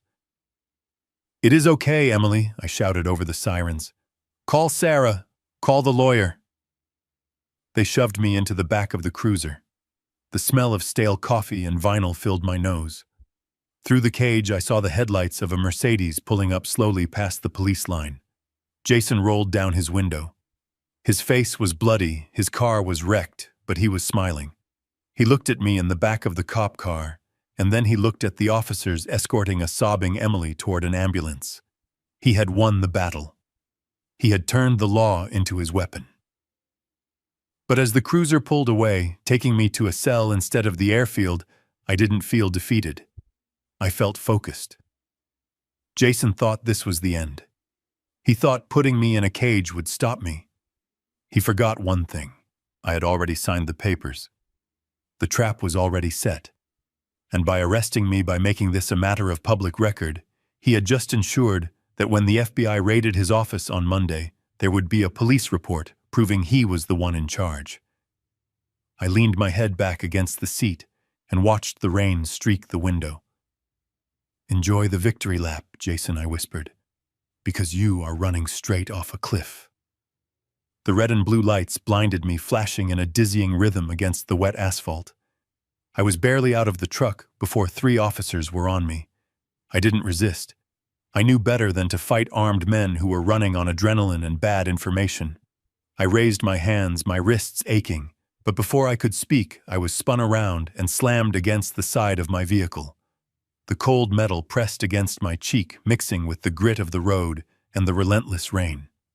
One officer kicked my legs apart, patting me down with rough, efficient movements. I felt the steel of the handcuffs bite into my skin, snapping shut with a finality that echoed in the hollow pit of my stomach.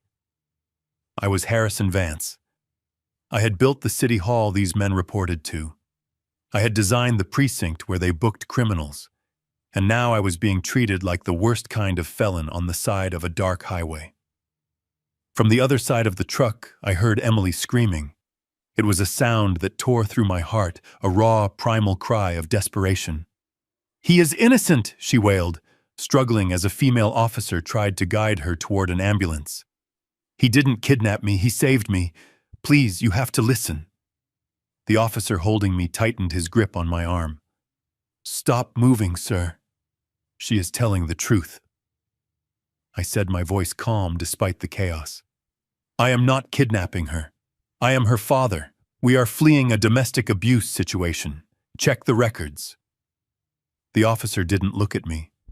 He looked at his radio. "Dispatch, we have the suspect in custody. Confirming identity as Harrison Vance." There was a crackle of static, and then a dispassionate voice replied. "Affirmative. Be advised, suspect has a medical flag in the system. Advanced dementia with episodes of violent psychosis. Legal guardian has reported him missing and dangerous. Approach with extreme caution." My blood ran cold. A medical flag. Patricia hadn't just spread rumors. She had formally filed falsified medical documents with the state police database. To these officers, I wasn't a desperate father. I was a lunatic who had snapped. "That is a lie," Emily screamed, breaking free for a second and running toward me before the officers grabbed her again. "He is not crazy. My husband is the one who called you. He is the criminal, ma'am, please."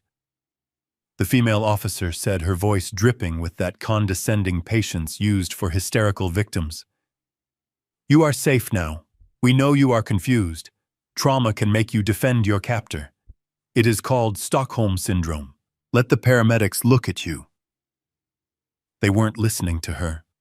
They were interpreting her defense of me as a symptom of her own victimization. The trap Jason and Patricia had built was perfect. It accounted for everything, even the truth. I watched helplessly as they forced my weeping daughter into the back of an ambulance. She looked at me through the rear window, her hand pressed against the glass, mouthing the word "Dad" over and over again. I wanted to roar.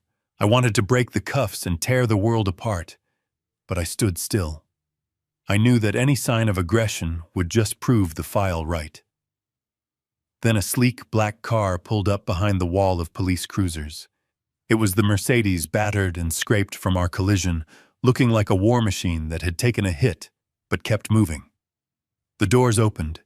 Jason and Patricia stepped out into the rain. They didn't look like the monsters I knew. They looked like shattered, terrified family members. Patricia was crying, clutching a handkerchief to her mouth. Jason was limping slightly, holding his side, playing the injured hero to perfection. "Oh, thank God," Patricia cried out, rushing toward the police line. "Is he okay? Is my husband okay?" "Ma'am, stay back," an officer said, stepping forward. "Please," she sobbed, grabbing the officer's arm. "He is sick. He doesn't know what he is doing. He thinks he is in the war. He thinks everyone is an enemy. Please don't hurt him." I watched her performance with a sickening sense of awe. She was pleading for mercy for the man she had tried to poison. It was brilliant. It made her look like the saintly suffering wife dealing with a tragic burden. "Harrison," she called out, looking at me with tear-filled eyes. "Why did you run?" "We just want to help you." I stared at her. I didn't say a word. I just looked at her with a cold, dead stare.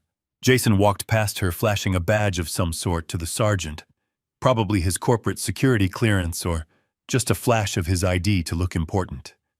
He spoke in low, serious tones, pointing at me, then at the ambulance.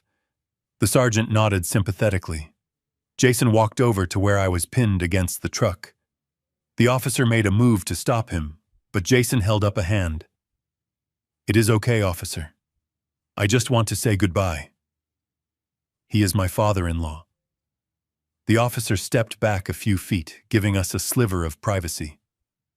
Jason stepped into my personal space. Up close, I could smell the stale alcohol on his breath, mixed with the metallic scent of adrenaline. His eyes were bloodshot, but the fear I had seen on the highway was gone.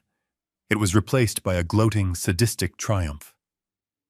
He leaned in close, pretending to fix my collar, his face a mask of concern for the cameras and the cops. But when he spoke, his voice was a whisper meant only for me. "You almost had me, old man," he hissed. "I will give you that. The truck. The escape." It was almost impressive. He smiled, a cold, shark-like baring of teeth. "But almost doesn't count, does it? Now you are in the system. Documented violent outburst, kidnapping charge, resisting arrest." I looked him in the eye. "It is not over, Jason." "Oh, but it is," he whispered, leaning closer until his lips brushed my ear. "Sarah can't help you now. No judge will release a violent psychotic to a lawyer. They will remand you to the state facility for evaluation. And guess who has power of attorney over your medical decisions until the court says otherwise?" He paused, letting the implications sink in. "Me," he said. "And do you know what the treatment for recalcitrant violent dementia patients is in the old wing of the hospital? Electroconvulsive therapy. Shock treatment. High voltage." I stiffened. "By the time you get out of there?" Jason whispered, his voice trembling with dark excitement. "You won't just be pretending to be a vegetable. You will be one. I will fry your brain until you can't remember your own name, let alone the combination to a safe." He patted my cheek hard. "Sleep tight, Dad. Tomorrow the lights go out." He stepped back, his face instantly shifting back to the mask of the grieving son. "Take him away, officer," Jason said, his voice breaking theatrically. "Please, just make sure he doesn't hurt anyone else." The officer grabbed my arm and shoved me toward the cruiser. I didn't look back at Jason. I didn't look at Patricia. I focused on the ground, on the rain washing over my boots. They pushed me into the back seat of the police car. The hard plastic seat was uncomfortable. The cage between me and the driver was a grid of steel mesh. The door slammed shut. The sound was heavy and final, sealing me inside a box of stale air and darkness. Outside, I saw Jason put his arm around Patricia. I saw the ambulance pull away with my daughter. I saw the flashing lights reflecting in the puddles. To the world outside, this was a tragedy resolved. A sick old man was off the streets. A family was safe. I leaned my head against the cold window. The handcuffs dug into my wrists. I was alone. I was captured, and my enemy had just promised to erase my mind.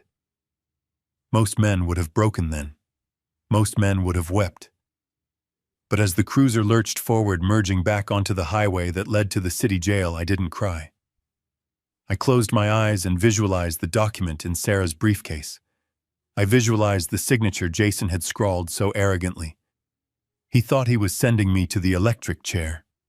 He didn't realize he had already strapped himself into it. The low point is only the end if you stop fighting. And I was just waiting for the bell to ring for the next round. Let them take me to jail. Let them take me to the hospital. Every move they made now was just digging their grave a little deeper. I took a deep breath, inhaling the smell of captivity, and exhaled the fear. Monday is coming. Jason, I thought. And you are going to wish you had let me get on that plane. The holding cell smelled of bleach and unwashed bodies, a sharp chemical tang that burned the back of my throat. I sat on the metal bench, the cold steel seeping through my trousers, listening to the distant hum of the precinct. To my left, a man was snoring loudly, curled into a fetal position. To my right, the bars cast long, jagged shadows across the concrete floor.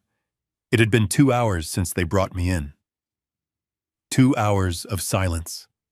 2 hours for Jason and Patricia to fill out the paperwork that would strip me of my rights and bury me in a psychiatric ward for the rest of my life.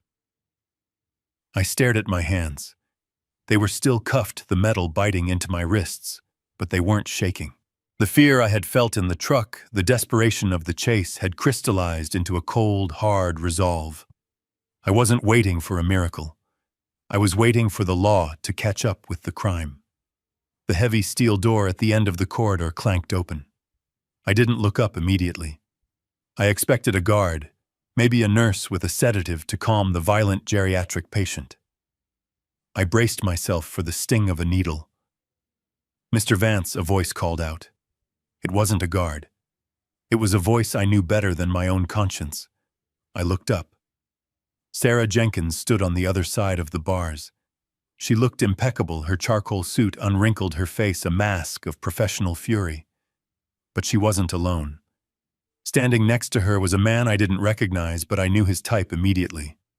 Tall, nondescript suit, earpiece eyes that scanned the room like a targeting system. He didn't look like a local cop. He looked like consequences. "Open the cell," the man said. His voice was quiet, but it carried the weight of absolute authority. The desk sergeant, a thick-necked man who had processed me earlier with a sneer, looked up from his clipboard. "I can't do that, sir. This prisoner is on a 72-hour psychiatric hold. He is violent. His family is filling out the commitment forms right now. We are waiting for transport to St. Jude's." The man in the suit stepped forward. He reached into his jacket pocket and pulled out a leather wallet. He flipped it open. The gold badge inside caught the fluorescent light. "I am Special Agent Miller with the Federal Bureau of Investigation, Financial Crimes Division. This man is not a psychiatric patient. He is a cooperating witness in a federal money laundering investigation involving international wire fraud and environmental racketeering." The sergeant blinked, his mouth opening slightly. "A federal witness, this guy. He rammed a car and kidnapped his daughter." The agent didn't blink. "He was extracting a key asset from a hostile environment. Under Title 18 of the United States Code, federal jurisdiction supersedes your local hold. I have a writ of habeas corpus here signed by a federal judge 20 minutes ago. You are going to open this gate, or I am going to have you charged with obstruction of justice." The sergeant looked at the badge, then at Sarah, then at me. The color drained from his face. He fumbled for his keys, the jagged metal clinking nervously against the lock. I stood up. My knees popped, but I felt 10 feet tall. The lock turned with a heavy thunk. The gate slid open. Sarah stepped inside. She didn't hug me. She didn't ask if I was okay. She looked at the handcuffs. "Get these off him," she said to the sergeant. "Now!" The sergeant hurried to unlock the cuffs. As the metal sprang open and fell away, I rubbed my wrists. The circulation rushed back, stinging and hot. It felt like victory. "Thank you, Sarah," I said, my voice raspy but steady. She nodded, handing me a handkerchief to wipe the grime from my face. "You cut it close, Harrison. Another hour and you would have been in a van to the asylum." "Is everything ready?" I asked, looking at Agent Miller. The agent nodded. "We have the transfer logs from the bank. We have the wiretap audio from your investigator. And thanks to your lawyer, we have the signed transfer of liability for Vance Holdings." "It is a slam dunk, Mr. Vance. But we need to move. The local police are still processing the assault charges from your son-in-law. We need to clear this up before the DA gets involved." I buttoned my jacket, smoothing out the wrinkles. I felt the weight of the toxicology report in my inside pocket. It was the only thing the police hadn't confiscated, thinking it was just old man papers. "Let's go," I said. "I have a meeting to attend." We walked out of the holding area, the heavy door closing behind us with a satisfying finality. We moved through the booking area, past the confused officers, and into the main lobby of the precinct. The scene that greeted me was almost cinematic. Jason and Patricia were sitting at the detective's desk, looking the picture of tragic grace. Patricia was dabbing her eyes with a tissue, leaning into Jason for support. Jason was holding a pen, hovering over a stack of documents. I could hear his voice, smooth and persuasive. "Yes, detective. It breaks my heart to do this. But for his own safety and the safety of the public, he needs to be in a secure facility. The dementia has made him unpredictable." The detective, nodding along, was sympathetic. "I understand, Mr. Bennett. It is a hard decision, but you are doing the right thing. Just sign here, here, and here." Jason lowered the pen. The tip touched the paper. "Don't sign that, Jason," I said. My voice wasn't loud, but it cut through the noise of the station like a knife. "Unless you want to add perjury to your list of crimes." Jason froze. The pen skittered across the paper, leaving a jagged ink trail. He spun around in the chair. Patricia gasped, her hand flying to her mouth. They stared at me. They looked at the handcuffs that were no longer on my wrists. They looked at Sarah. And then they looked at the grim-faced FBI agent standing behind me. Harrison Patricia stammered, her face going pale beneath her makeup. "How? Why are you out?" Jason stood up, his face flushing with anger. "Officer, this man is dangerous. Why is he unshackled? He tried to kill me tonight." The FBI agent stepped forward, flashing his badge again. "Sit down, Mr. Bennett." Jason didn't sit. He looked trapped. He looked at me, and for the first time, the arrogance cracked. He saw something in my eyes he hadn't seen in months. He saw the architect. I walked over to the desk. The detective tried to stand up, but Agent Miller put a hand on his shoulder. "We are taking over this scene, detective. Stand down." I stopped right in front of Jason. I could smell the fear coming off him now, sour and sharp, overpowering the stale alcohol. "You told them I was crazy." "Jason," I said, my voice calm, almost conversational. "You told them I was imagining things. You told them I was senile." I reached into my pocket and pulled out the crumpled envelope from the toxicology lab. I tossed it onto the desk. It landed right on top of the commitment papers. "Read it," I commanded. Jason stared at the envelope. He didn't move. Patricia reached out with a trembling hand and picked it up. She pulled out the report. Her eyes scanned the page. Haloperidol. Toxic levels. Chronic administration. She dropped the paper as if it burned her fingers. This is fake," she whispered, looking at the detective. "He forged it. He is paranoid. It is from a certified forensic lab." "Patricia," I said, "and it is dated yesterday. But that is not the only thing I have." I looked at Jason. "I know about the gambling, Jason. I know about the $5 million you owe to the South Boston Syndicate. I know you tried to wire $2 million from my account to the Caymans on Friday." Jason's mouth opened and closed like a fish on dry land. You can't prove that." "I don't have to," I said, pointing to Agent Miller. "He can. He has the bank logs. He has the wiretap of you threatening Emily. And he has the recording of you and Patricia in my living room planning to overdose me." The room went deadly silent. The local detective looked from me to Jason, his expression shifting from sympathy to suspicion. He slowly moved his hand away from the commitment papers and rested it near his holster. Jason looked around the room, realizing the walls were closing in. His eyes darted to the exit. But the best part, I continued leaning in close so only he could hear the full weight of my victory. "The papers you signed tonight. The transfer of the company," Jason sneered, trying to claw back some shred of dignity. "Yeah, I own Vance Holdings now, old man. I own everything." I smiled. A cold, predatory smile. "You own a shell company, Jason. You own Titan Eco Solutions. You own $20 million in toxic debt and a federal indictment for environmental crimes. And because you signed that transfer, you accepted personal liability." Jason's face went white. Whatever color was left drained away instantly. What he whispered. I turned to Sarah. "Tell him, Sarah." Sarah stepped forward, her voice crisp and professional. "At 9:00 a.m. tomorrow, the EPA is filing criminal charges against the directors of Vance Holdings. Since the transfer was executed and notarized 3 hours ago, that is you, Mr. Bennett. And you, Mrs. Vance. You are looking at 15 years in federal prison. Minimum." Patricia let out a low wail and slumped into her chair. Jason stared at me. The realization hit him like a physical blow. The trap hadn't been the police station. The trap had been the victory I gave him. You You set me up, he choked out. I didn't set you up, Jason, I said, straightening my tie. I just let you be yourself, a greedy, arrogant, sloppy amateur. I turned to the FBI agent.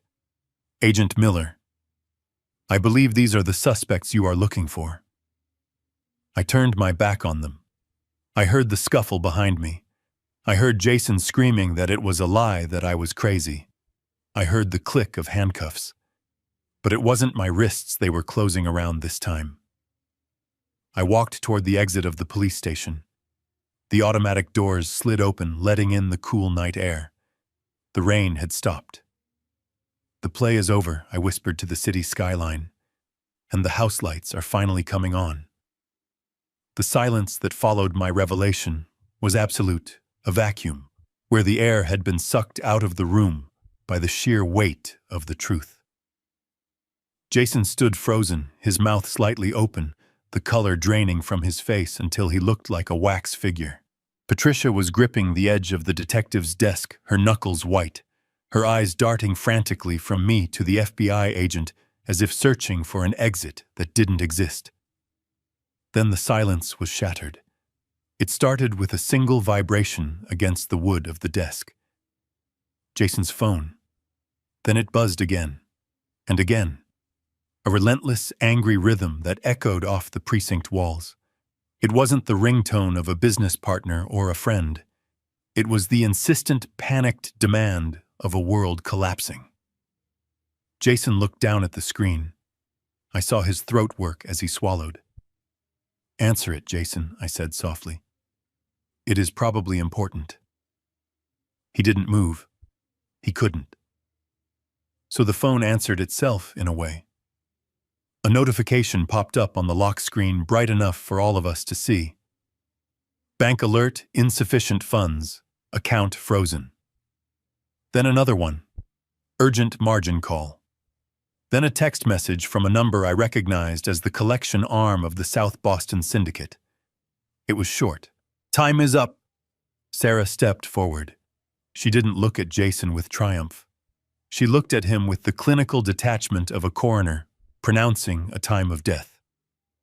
You might want to check your email as well. Mr. Bennett, she said, her voice cutting through the buzzing of the phone. My office took the liberty of filing the transfer of ownership with the SEC and the state registrar immediately after you signed it. The digital timestamp was 3 hours ago.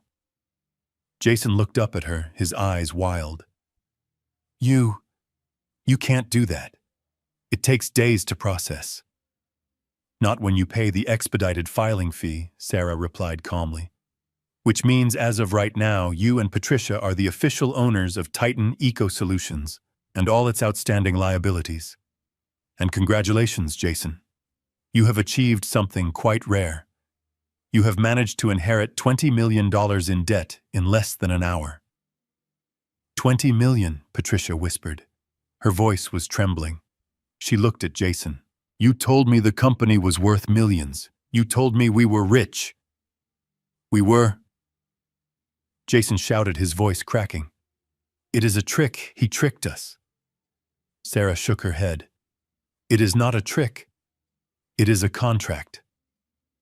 A contract you signed without reading. And because you signed the personal guarantee clause on page 42, the clause I specifically warned you about, the corporate veil has been pierced. She took a step closer, driving the nail into the coffin. That means the creditors don't just go after the company assets, Jason. They go after you. And since the company has zero liquidity, the bank is currently executing a lien on your personal property to cover the initial default. Jason stared at her. What does that mean? It means, Sarah said, checking her watch, that right now a repo team is likely towing your Mercedes from the impound lot. It means the locks are being changed on your house in Wellesley. It means every credit card in your wallet is a useless piece of plastic. You are not just bankrupt, Jason. You are destitute. No. Jason gasped, backing away until he hit the wall. No, the house. The house is in the trust. Not anymore, I interjected. The document you signed dissolved the trust and moved all assets into the holding company to cover the liability. You leveraged your own home to pay for a toxic waste dump. You did it to yourself. The reality hit them like a physical shockwave, but it hit Patricia harder. I watched her face transform. The mask of the loving wife, the grieving stepmother, the elegant socialite, it all melted away in seconds. Beneath it was the face of a survivor, a parasite who realized its host was dead. She looked at Jason not with love, but with pure, unadulterated hatred. "You idiot!" she screamed. The sound was shrill and animalistic. She lunged at him. It happened so fast the officers didn't react immediately. Patricia clawed at Jason's face, her manicured nails digging into his skin, leaving angry red welts. "You ruined me," she shrieked, striking him again and again. "I trusted you. You said you had a plan. You said the old man was stupid. You are the stupid one. You signed it. You made me sign it." Jason, fueled by his own panic and the humiliation of the moment, shoved her back. She stumbled and fell against the filing cabinets, knocking over a stack of papers. "Get off me!" Jason yelled, his voice raw. "You wanted the money just as much as I did. You were the one who suggested the pills. You were the one who researched the dosage." The room went deadly quiet again. Even the detective froze. Jason stopped, his chest heaving, realizing what he had just screamed in a police station full of witnesses and recording devices. Patricia lay on the floor, looking up at him with horror. He had just confessed. He had just implicated them both in attempted murder. Agent Miller stepped forward. "That is enough." He nodded to the officers. "Take them into custody." The detective, who had been ready to commit me to an asylum 10 minutes ago, pulled his handcuffs from his belt. He walked over to Jason. "Jason Bennett, you are under arrest for financial fraud, environmental racketeering, and based on your spontaneous utterance just now, conspiracy to commit murder. Turn around and place your hands behind your back." Jason didn't fight. He looked broken. The arrogance was gone. The swagger was gone. He turned around slowly, a man moving through a nightmare. The cuffs clicked shut. Patricia tried to scramble to her feet, fixing her hair, trying to regain some shred of dignity. "Wait," she stammered, looking at the officers. I was manipulated. I didn't know. He forced me. I am a victim here." Agent Miller shook his head. "Mrs. Vance, we have your signature on the falsified medical reports. We have you on tape discussing the poison. And now we have your co-conspirator's confession. You are not a victim. You are an accomplice." An officer grabbed Patricia's arms. She screamed as the cold steel touched her wrists. "No, Harrison. Help me, Harrison. Tell them I am your wife." I stood there watching them. I watched the people who had shared my table, lived in my house, and planned my death. I saw them for what they truly were. Not family. Just strangers who had stayed too long. Patricia looked at me, her eyes pleading, tears streaming down her face, ruining her expensive makeup. "Harrison, please. Don't let them take me. I love you." I looked at her. I didn't feel anger anymore. I didn't feel sadness. I felt the cool detachment of an architect looking at a building that had been condemned and was finally being demolished to make way for something new. I reached up and adjusted my vest, tightening the knot of my tie. "You don't love me, Patricia," I said calmly. "You loved the lifestyle I provided. And now that the bill has come due, you are just upset that you have to pay it." "Harrison," she wailed as they dragged her toward the holding cells, the same cells I had just vacated. Jason didn't say a word. As he was led past me, he looked up. Our eyes met one last time.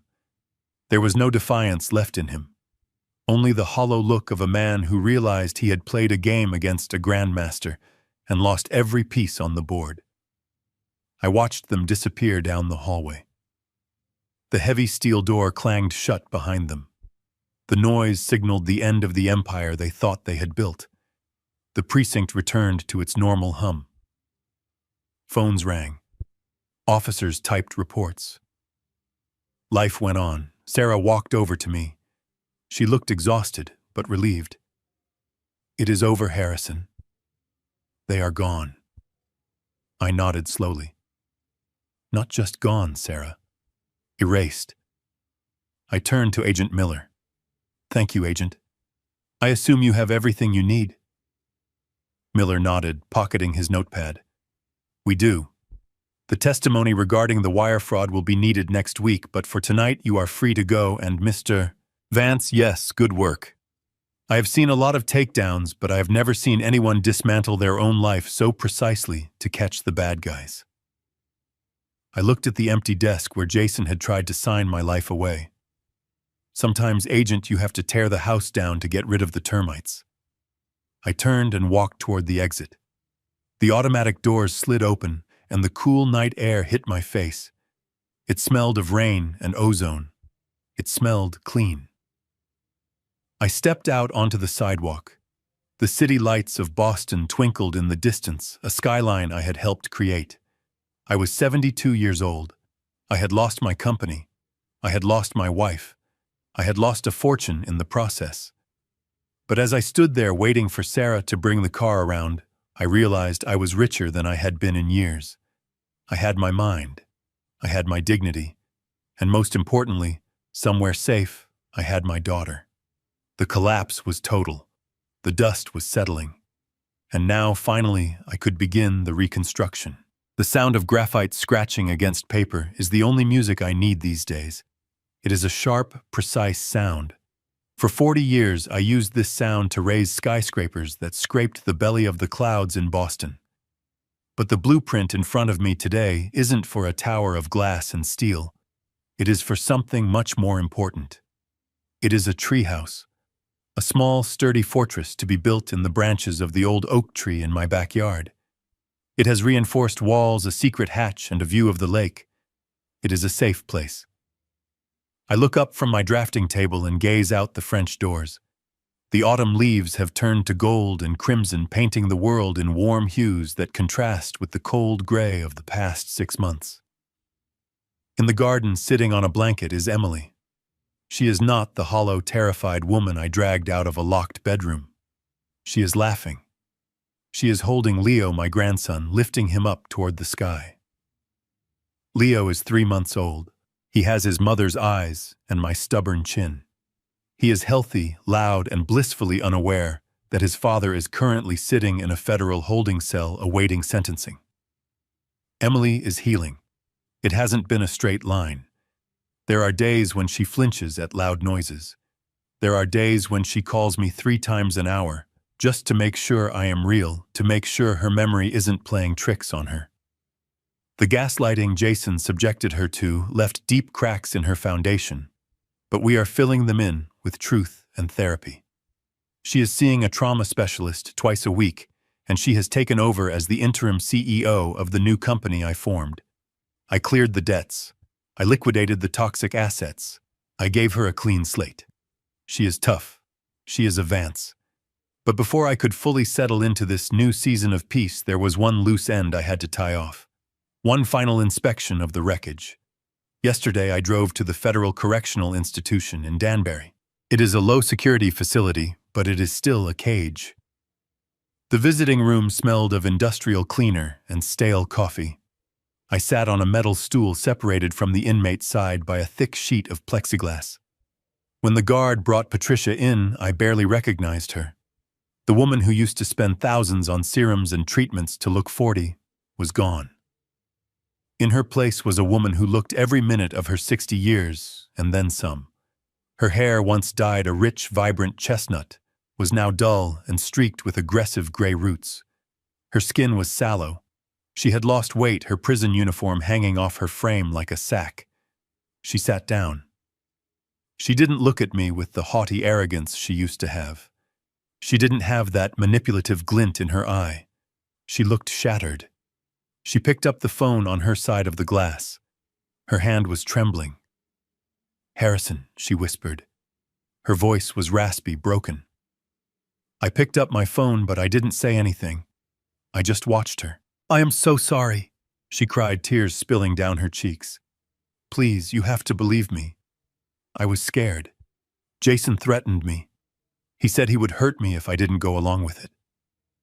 I never wanted to hurt you. I miss you. I miss our home. I listened to her beg. I listened to her try to rewrite history, trying to cast herself as a victim one last time. She talked about the good times we had, the trips to Europe, the dinners. She tried to find a hook, a crack in my armor that she could wiggle her finger into.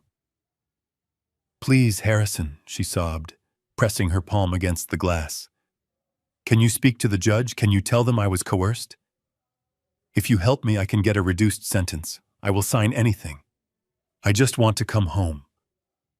I let the silence stretch. I let her hear the hum of the fluorescent lights and the echo of her own desperation. "Patricia," I said finally. My voice was calm. It wasn't the voice of a husband. It was the voice of a judge. "You are not listening to yourself. You are still trying to negotiate a deal. You still think this is a transaction." I leaned forward.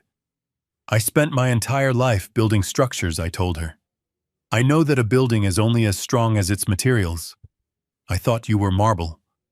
I thought you were steel. I thought you were the structure that held my life together." I paused, watching the hope fade from her eyes. "But you were just drywall, Patricia. You were just paint. You were decoration covering up rot."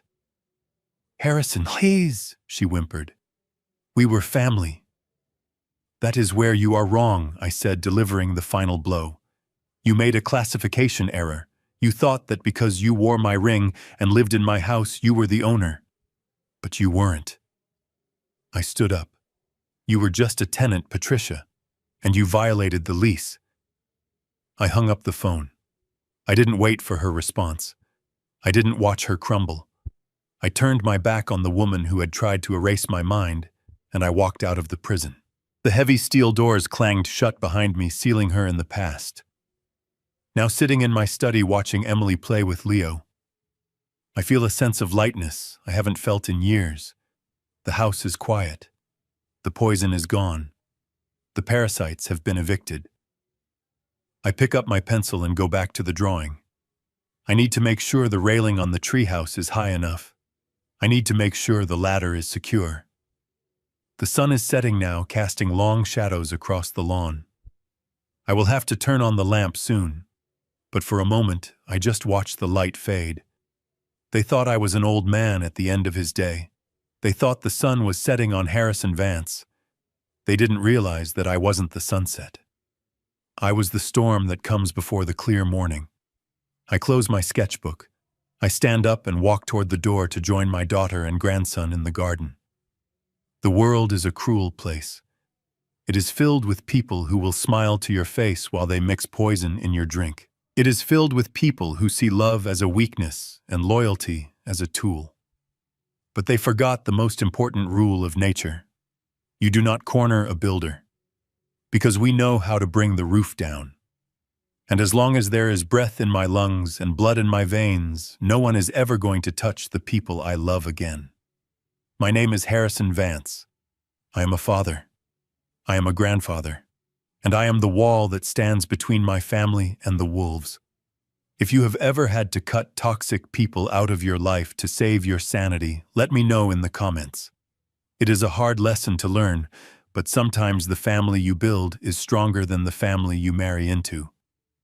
We often grow up believing that family is a sacred bond that can never be broken, no matter how much pain it causes us. But my story is a reminder that the title of wife, husband, or child is not a license to abuse. Real loyalty isn't about blind obedience. It is about mutual respect and protection. I learned that you cannot save someone who is actively trying to destroy you, even if you love them. Sometimes the most heroic thing you can do is lock the door, protect your peace, and let the toxic people face the consequences of their own actions alone. If this story resonated with you, please hit the like button and subscribe to the channel. It helps me share more stories of survival and justice. And tell me below, what was the moment you realized you had to stand up for yourself? I read every comment. Stay strong, stay safe, and never let anyone underestimate you. See you in the next video.